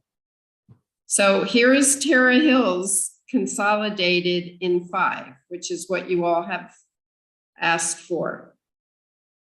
And this is a small change. We could make a different change between 4 and 5, but we're going to need some population moved from 5 into 4. And this is kind of a nice hilltop to Apian Way. So there's some territory here that moves. Why does 4 need more population if 4 was one of the highest populated districts? Because I took the part of San Pablo that was in 4 and we put it into 3. And there was enough population that went into 3 that we did this. But you know something, I don't actually have to make this move. We just would have a slightly higher deviation. I just thought that was kind of a nice change. But if I remember correctly, I don't have to make this particular change.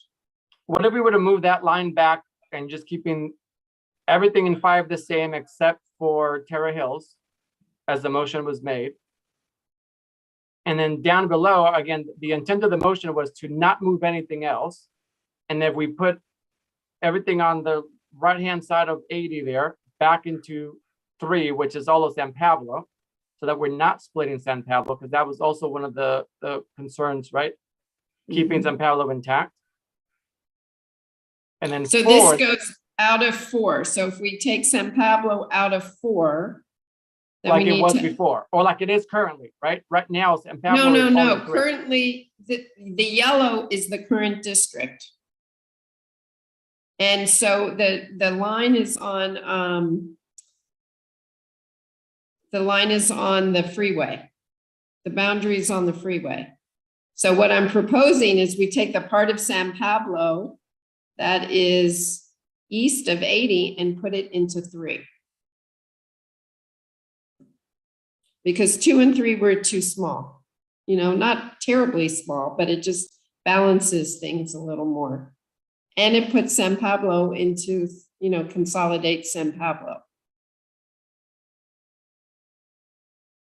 But I think, I have to check, but I think, and we have our GIS mapping person, she could check this, but I think you don't have to do this change and you don't have to do this change if you don't want to. We could simply put Terra Hills into 5 So that and black line that's next to the freeway, what is that black line? Because I thought that black line was part of 3. Yeah. that This black line. line is the proposed boundary. Oh, And that's the proposed. colors are your current districts.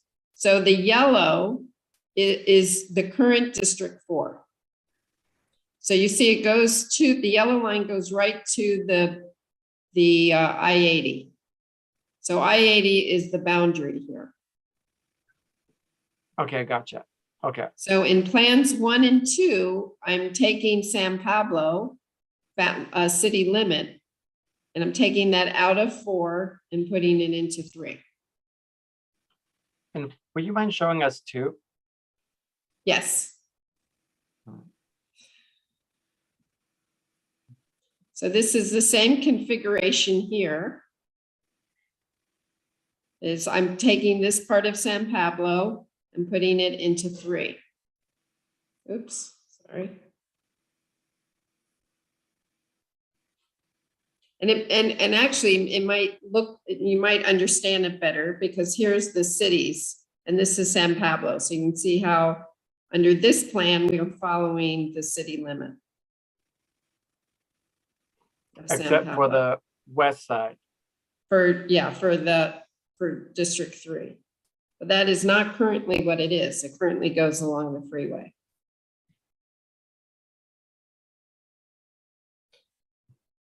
And then in Plan 2, the key thing is District 2, North Richmond is combined with the southern area of what was 3.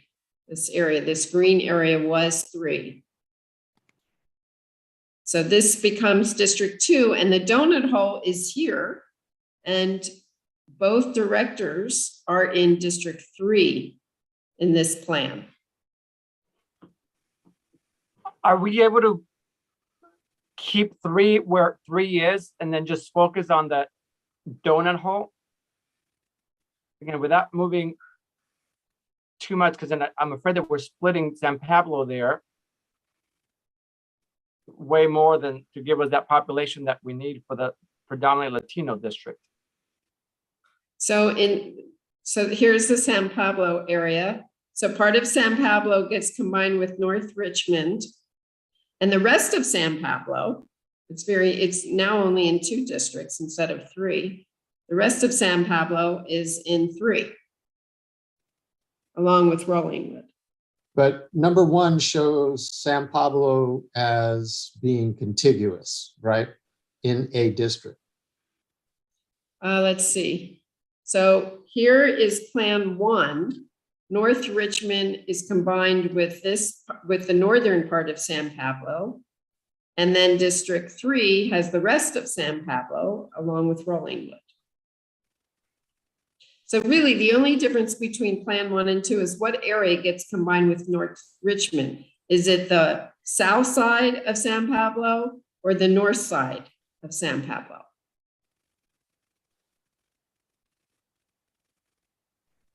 And can you show us ours again? Sorry, I'm just. So what? Yes. All the colors So and this lines. So this is Plan 1. And so 2 and 3 are very similar to what they currently are. It's just this little piece of green, which is District 3, which was done back in 2020, was done to divide the directors. So basically this area moves to District 2. It's currently in District 3 in order to keep incumbents in separate districts.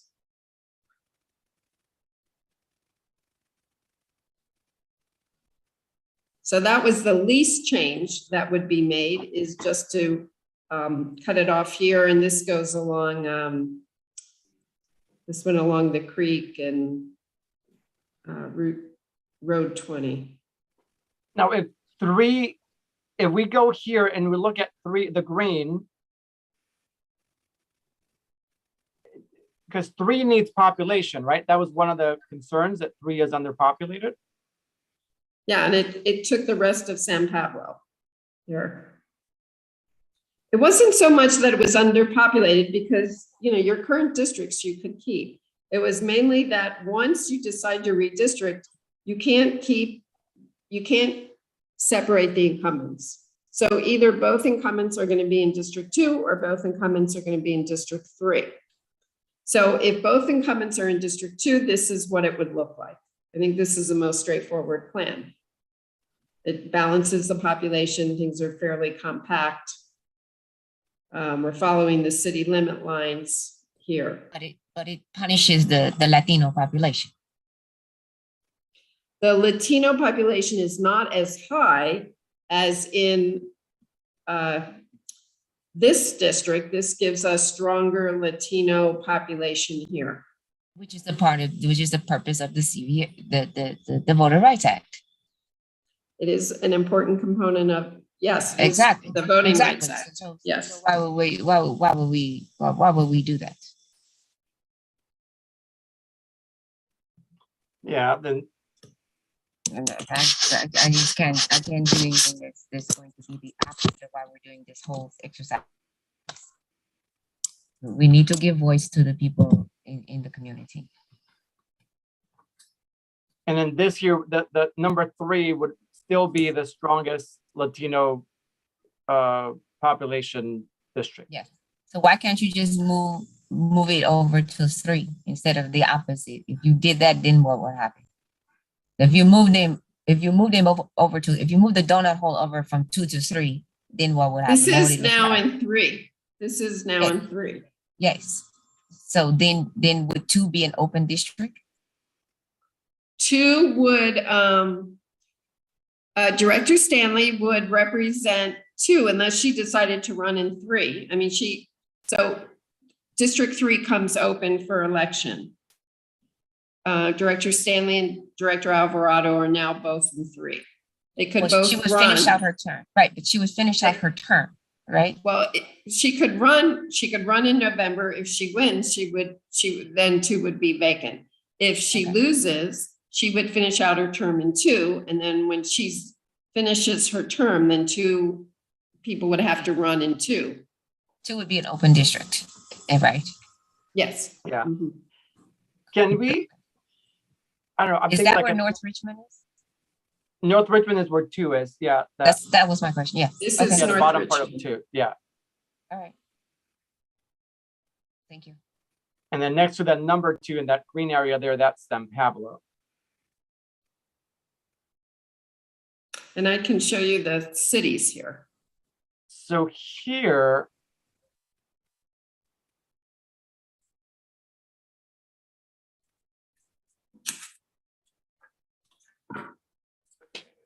my question with 2 is that there's going to be that section of San Pablo down below that is currently part of District 3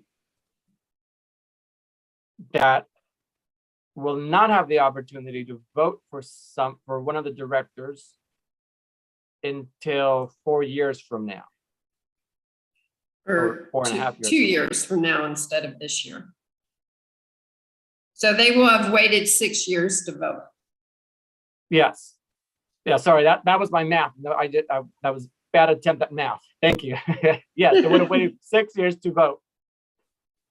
Versus if we come up with another plan, 5 and 1 up there looks good. Terra Hills is all together. That looks perfect. Just moving that donut hole without redrawing all the other lines, can we, kind of looks like, like a finger, that finger moving it over one way or moving it over the other way. That I Yes. think would fix it. And then So- without that bottom part of the green, number 2 green there, right? If we put it into 2, all those people there would not be able to vote for another 2 years, which, like you said, would have been approximately 4 to 6 years, right? But the question is just that little donut hole. So without moving all the other lines, can we just move the donut? I see what you're saying. I see what you're Moving the saying. donut Yeah. to 3 or moving the donut to 2 without all the other lines? I Because then see. I see what We're you're saying. disenfranchising that bottom part of the district. Yeah. Mhm. Vice President Sedek, you have your hand up. Yes, I'm just, sir, I'm just being cognizant of the time. we still have closed session. Thank you. Yes, I like, I mean, I was confused with the lines there in a minute, but Yes. You see And where- I know we're going to have a special session, so I wanted to move the item along, but also perhaps we can, I don't know if you want to entertain another motion, but maybe, Director Wiener has his hand up. So before I do that, maybe we'll take his question first. I just wanted to make a point. I know that President Zepeda brought up a very interesting point regarding disenfranchising a district for 6 years if we do one thing.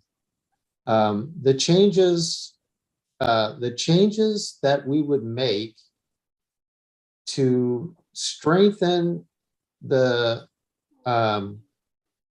Latino vote in a district will weaken and dilute the Latino vote in another district. In other words, right now, the two districts, 2 and 3, are equally strong in the Latino population, by population, not by voters, not by citizen voters, but by population. They're 60% and 60% by population.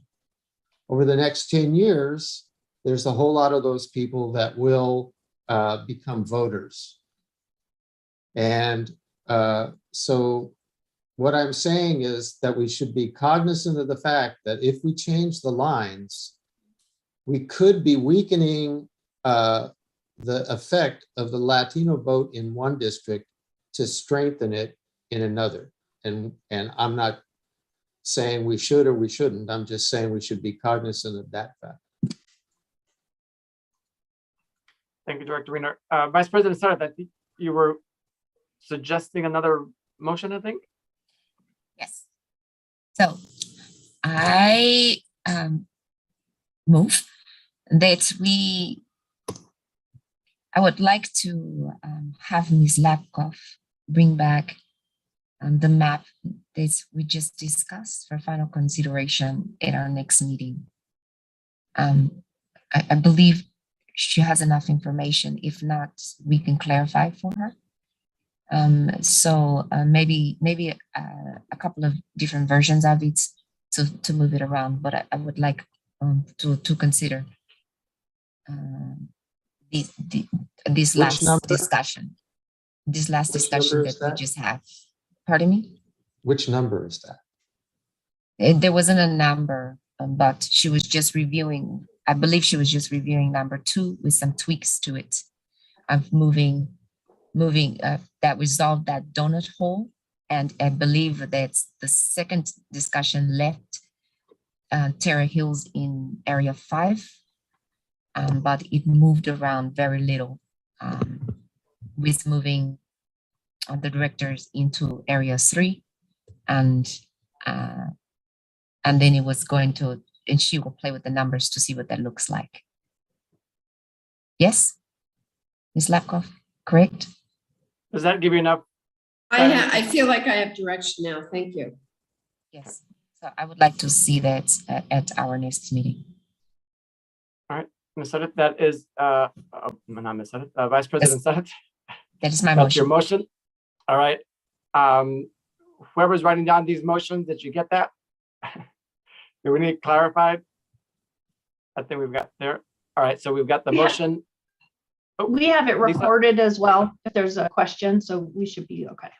All right, perfect.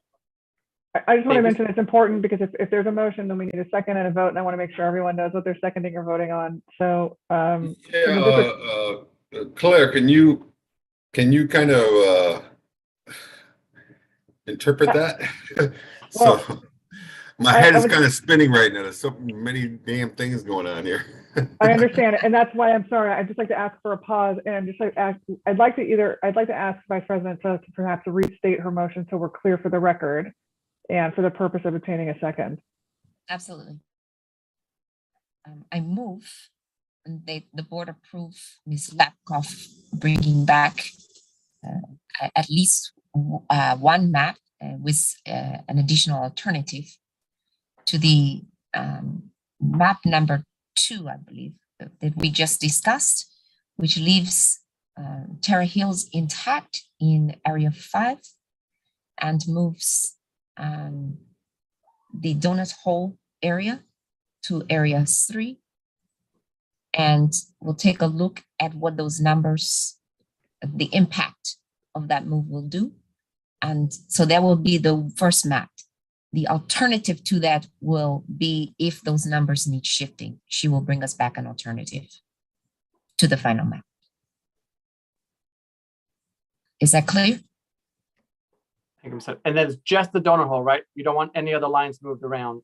No, well, she will bring us an alternative if we have to do any other shifting. But the map that we will be considering will be to leave Terra Hills intact in Area 5 and move the Donut Hole to Area 3.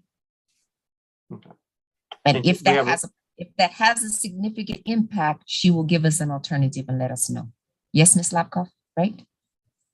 Yes. Thank you, Ms. Sedith. I just Ms. have one Collins. question for Vice President Sedith. Yes. Yeah. Now, by doing that, does that put me and Director Stanley in the same district? Yes, sir. Okay, so that puts us both in District 3, correct? Yes. Okay, That's one of the options. There could be It's one of other the options. It's one of the options. I'm just trying to get them around my head, just the one. Don't confuse me. Yes, And sir. I will second her motion and open it up for discussion, correct? All right. And before we go to discussion, I want to make sure, Ms. Collins, is that enough for the, okay, thank you. All right. Any further discussion? And if I can ask the board, because just being cautious of time, is there any discussion that we already haven't discussed? Anything additional? Don't forget your public comments, sir. All right, seeing no other discussion there. Ms. Clerk, do we have any other public comments at this time for that motion? If we have any of our attendees that wish to make any public comment, if you can please raise your hand so I can unmute you. Seeing no hands raised, we do not have public comment. Mr. President, at this time, it would be appropriate for you to close the public hearing and proceed to the vote if you should show desire. All right, then let's go ahead and close the public hearing and let's proceed to the vote. Madam Clerk, if you can please take the roll. Director Alvarado, Yes. Director Stanley, Yes. Director Weiner, Yes. Vice President Sedith, Yes, ma'am. President Cepeda. Yes. Thank you. Motion passes unanimously. All right, thank you, Ms. Lafkoff. Thank you so much for Thank you. sitting with us tonight. We will see you again soon. Thank you. With that, Ms. General Manager, would you please lead us to the next item? Yes, so the next item on the agenda is other reports. The first item we have is the check register. It's reports from staff, general manager, general counsel. What we have under this item is a check register. I'm going to hand it off to Justin Lovell, our Director of Administrative Services. Good evening, President Cepeda. We have attached the check register, and if there are any questions, I do want to introduce Jessie Kim, who is our financial analyst. She will be able to answer any questions you may have about the check register this evening.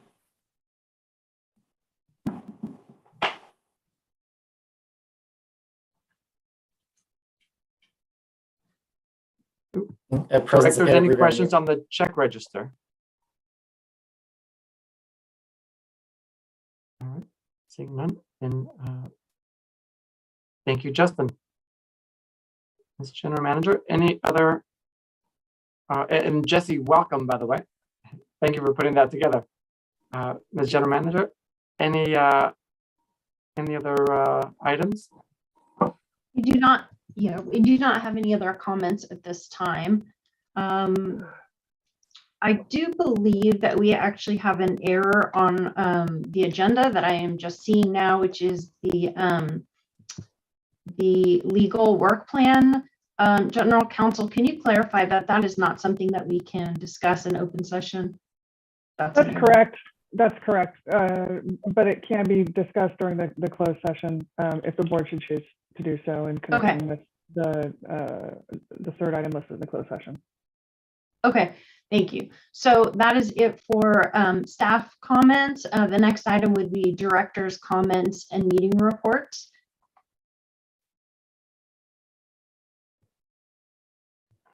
Thank you. Directors, any reports? Director Weiner. You're on mute. I keep reporting attendance to meetings without having any report on my attendance. Is that no longer necessary? So I was going to comment, at least legally, it is required that you report on your attendance at the next meeting if you are seeking a day of service. That's required under the government code. Okay, then I shall proceed. I attended the mayor's conference, the El Sobrante Chamber of Commerce, the West County Wastewater, well, I guess I don't have to report on the IOE committee, and the El Sobrante Municipal Advisory Committee.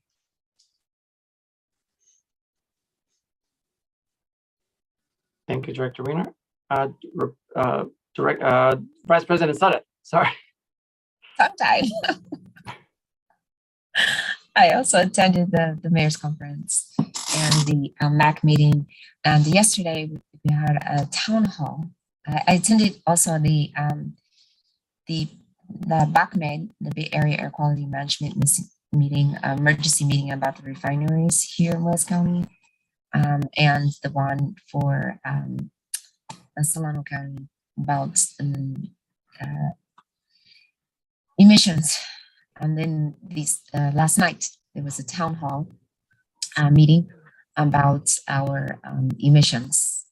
So I will submit a written report about that. And we just had a meeting about PFAS earlier today. I attended a meeting with our Senator Padilla on Monday. My role in that meeting was speaking about our group. We met with him on a variety of legislative items. My role was to speak about the same legislative priorities that CASA put forth, and dealing with PFAS, how we addressing the federal legislation that's being put forth for HR 4602, the Lowenthal bill on President Zepeda. Do not flush labeling. It's making its way through. California led the way on it. But Lowenthal sponsored the bill in the House, and it is making its way through. So we are pushing that one, and also HR 6591 from McLean, which is the International Water Services Flushability Group, pushing through a bill. I also spoke to him about the Buy American mandates for clean water agencies that we are pushing through with CASA, and the IIJA infrastructure bill. I spoke this morning with Representative Presley's office, Ayanna Presley's office, about the same things. So we are making headway. And I spoke about, Ms. Lisa, our PIPES program. So I have one more call tomorrow with Representative Bush's office to speak about the PIPES program and CASA legislative priorities. That is it. Thank you. Thank you, Vice President. Directors, anybody else have a report? I just have a point of clarification for Claire. She said we need to make reports at the meetings we attended. Does that include the places we were assigned as board members to attend the meetings, like City of San Pablo? Yeah, it does not include. Meetings, it does not include board committee meetings at WCWD. It does not include necessarily committee meetings, and also the report could also be done in a paper format that could be included. But normally, the report back is, and the requirement of the government code is ever reported at the next board meeting, and it only needs to be a brief report. One only needs to say I attended in connection, with my duties as a West County Wastewater Director, this meeting A in San Pablo, meeting B with respect to the MAC, et cetera. It needs only be a list. Okay.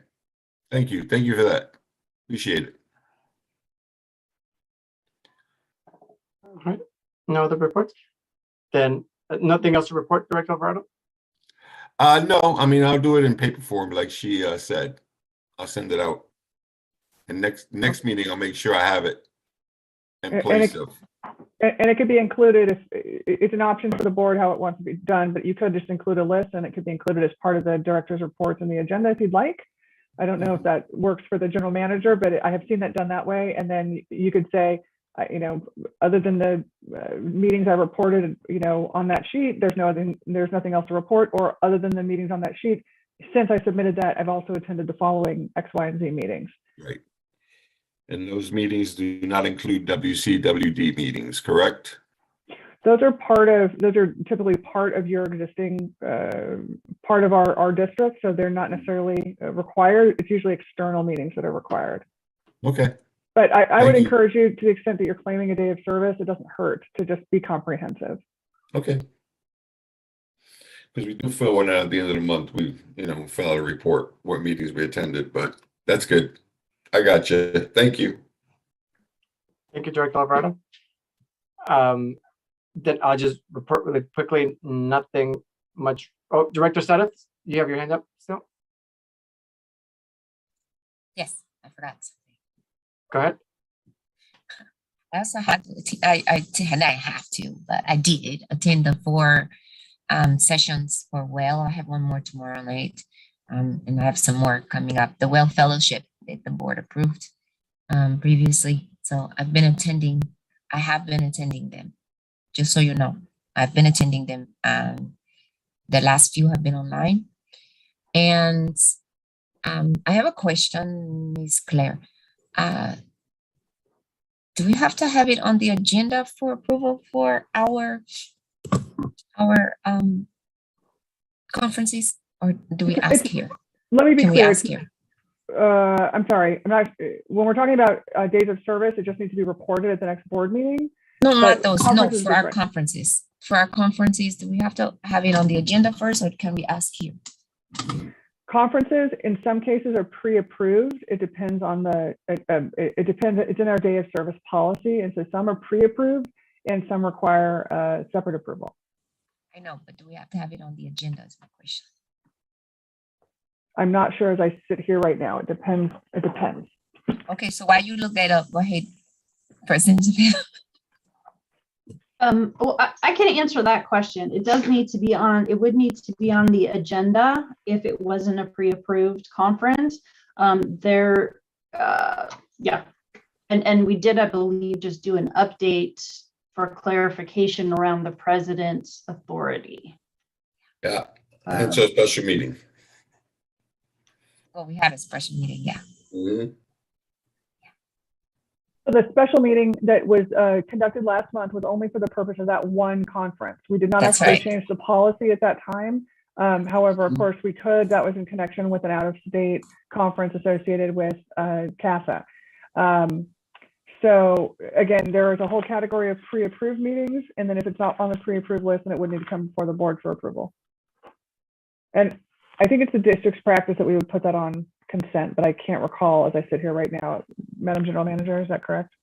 We haven't really had any in several, it's been a while since we've had any because of COVID. Nobody's been traveling outside of those areas. So I think it can go on either. It can go on consent or, go ahead. Yeah, I think prior to that, if I remember correctly, Ms. GM, that would be brought up that the director wanted to attend, and if it was already approved, if it was already an approved conference locally, then it was already approved. And if it was one where directors needed to fly out of state, out of the area, excuse me, then that's where we had to vote on that particular authorization. And So- it could be on consent, or it could be, we did say at the special meeting though, and I think we're getting a little bit off the original topic here, but we would be coming back and updating those policies with some direction that clarified. So we will address that issue as well, Vice President Suddeth, in the updates to those policies. I think you answered my question. Yeah. Thank you. Welcome. Good question. All right, my turn. Not much to report in the meetings that I've attended. Nothing that is going to be groundbreaking just yet. This afternoon, though, I did attend along with Aaron. I don't know if he's on today or not. He was here, but he has left. He had to He left. Okay, we attended the San Pablo Rotary meeting, and I announced amongst all the other updates that we were one of the agencies that were leading in hiring more females in this industry. And at the end of the meeting, this person came up to me and was very, very excited. She was like, "Can I join? And can I bring my niece? And can I bring like all my family?" I was like, "Yes, bring everybody." She was like, "It's so exciting to hear that there's opportunities for more women to get into this field." So again, that's a big kudos for the agency, big kudos to our GM for helping lead that. As we're putting it out there into the community is very excited that we're leading the way and we're creating opportunities, again, not just for women, but also for local individuals to be able to apply for all this that's going on. So thank you. That is it for my reports for now. With that, then we will come to adjournment of this meeting, and then we're going to, oh no, actually, we're not adjourning. We're going to move into closed session. But before we go into closed session, if we can take like a 5-minute quick bio break, and then we'll be back in about 5 minutes. So 8:46. And just a reminder, there is a link for the closed session that was sent out. Yes. So you'll be leaving this meeting. Sorry, before we do that, actually, may I just make a request? Could I read us into closed session at this point and ask for any public comment? And then could we convene into closed session in 5 minutes? Would that be all right? That way we can accept any comment and then move into closed without having to make another announcement. Yes, please. Thank you, Ms. Collins. Yes. All right, thank you very much. Now is the time on the agenda for us to move into closed session in connection with 3 separate closed session items involving conference with labor negotiators in connection with the general manager and review of the general manager and general counsel pursuant to the portions of the Brown Act that's cited on the agenda. If there are any members of the public who wish to make comment prior to the board convening in a closed session, now is the time to make that public comment. Madam Clerk, are there any persons in the public who have requested to make a statement or public comment on these items? I did not receive any written comment for closed session items. And if there are any attendees who would wish to make a public comment on the closed session items, if you can please raise your hand so I can unmute you. Seeing no hands raised, we do not have public comment for closed session items. Thank you. The board will now convene into closed session in 5 minutes on a separate link, and then we'll return to this link at the completion of the closed session. Thank you. Thank you all. See you all soon.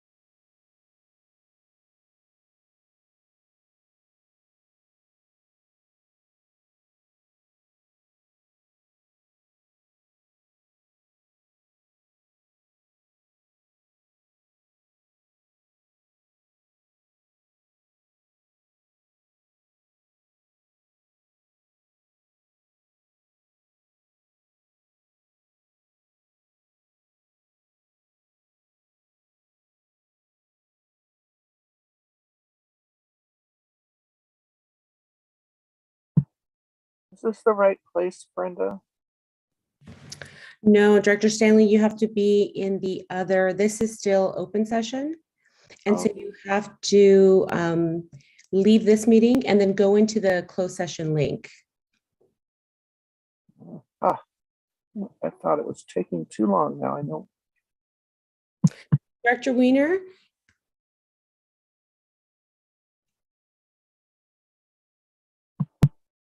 Director Weiner, you have to leave this meeting too, and then log out of this one and then log into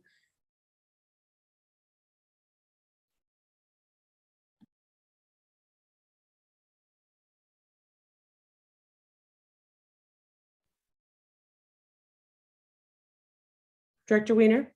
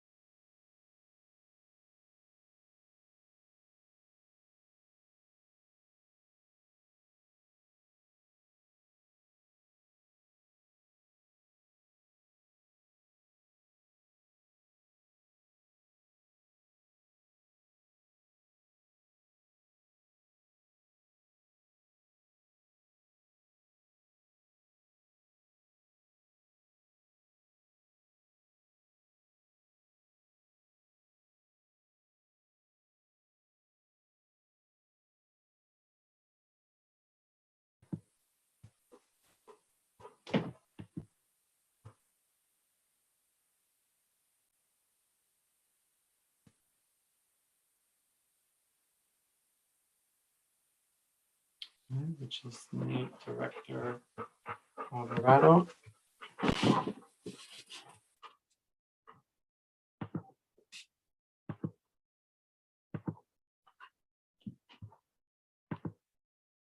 Yes, everybody can see you while we wait. See, there.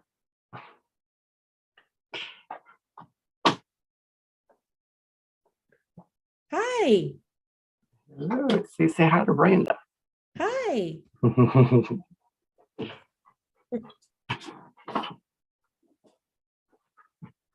What's his name? This is Zeke. Hi, Zeke. Say hi. And when I go outside of the room, come on.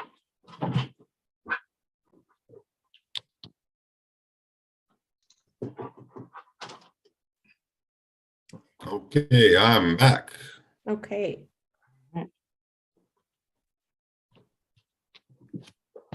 Welcome, everyone. So we're back into open session. Ms. Collins, anything to report from closed session? Mr. President, there were no decisions made in closed session that are required to be reported out under the terms of the Brown Act, and therefore the meeting is or may be adjourned at this time. Okay, thank you. Unless anyone has any objections, the meeting will be adjourned. I have an objection. I want to keep meeting till midnight. All right, you stay there in the Zoom. We'll see you next time. Have a great You'll night, catch me everybody. on the flip side. Yes. Good night. All right, y'all. Have a good weekend. Thank you. Bye-bye now.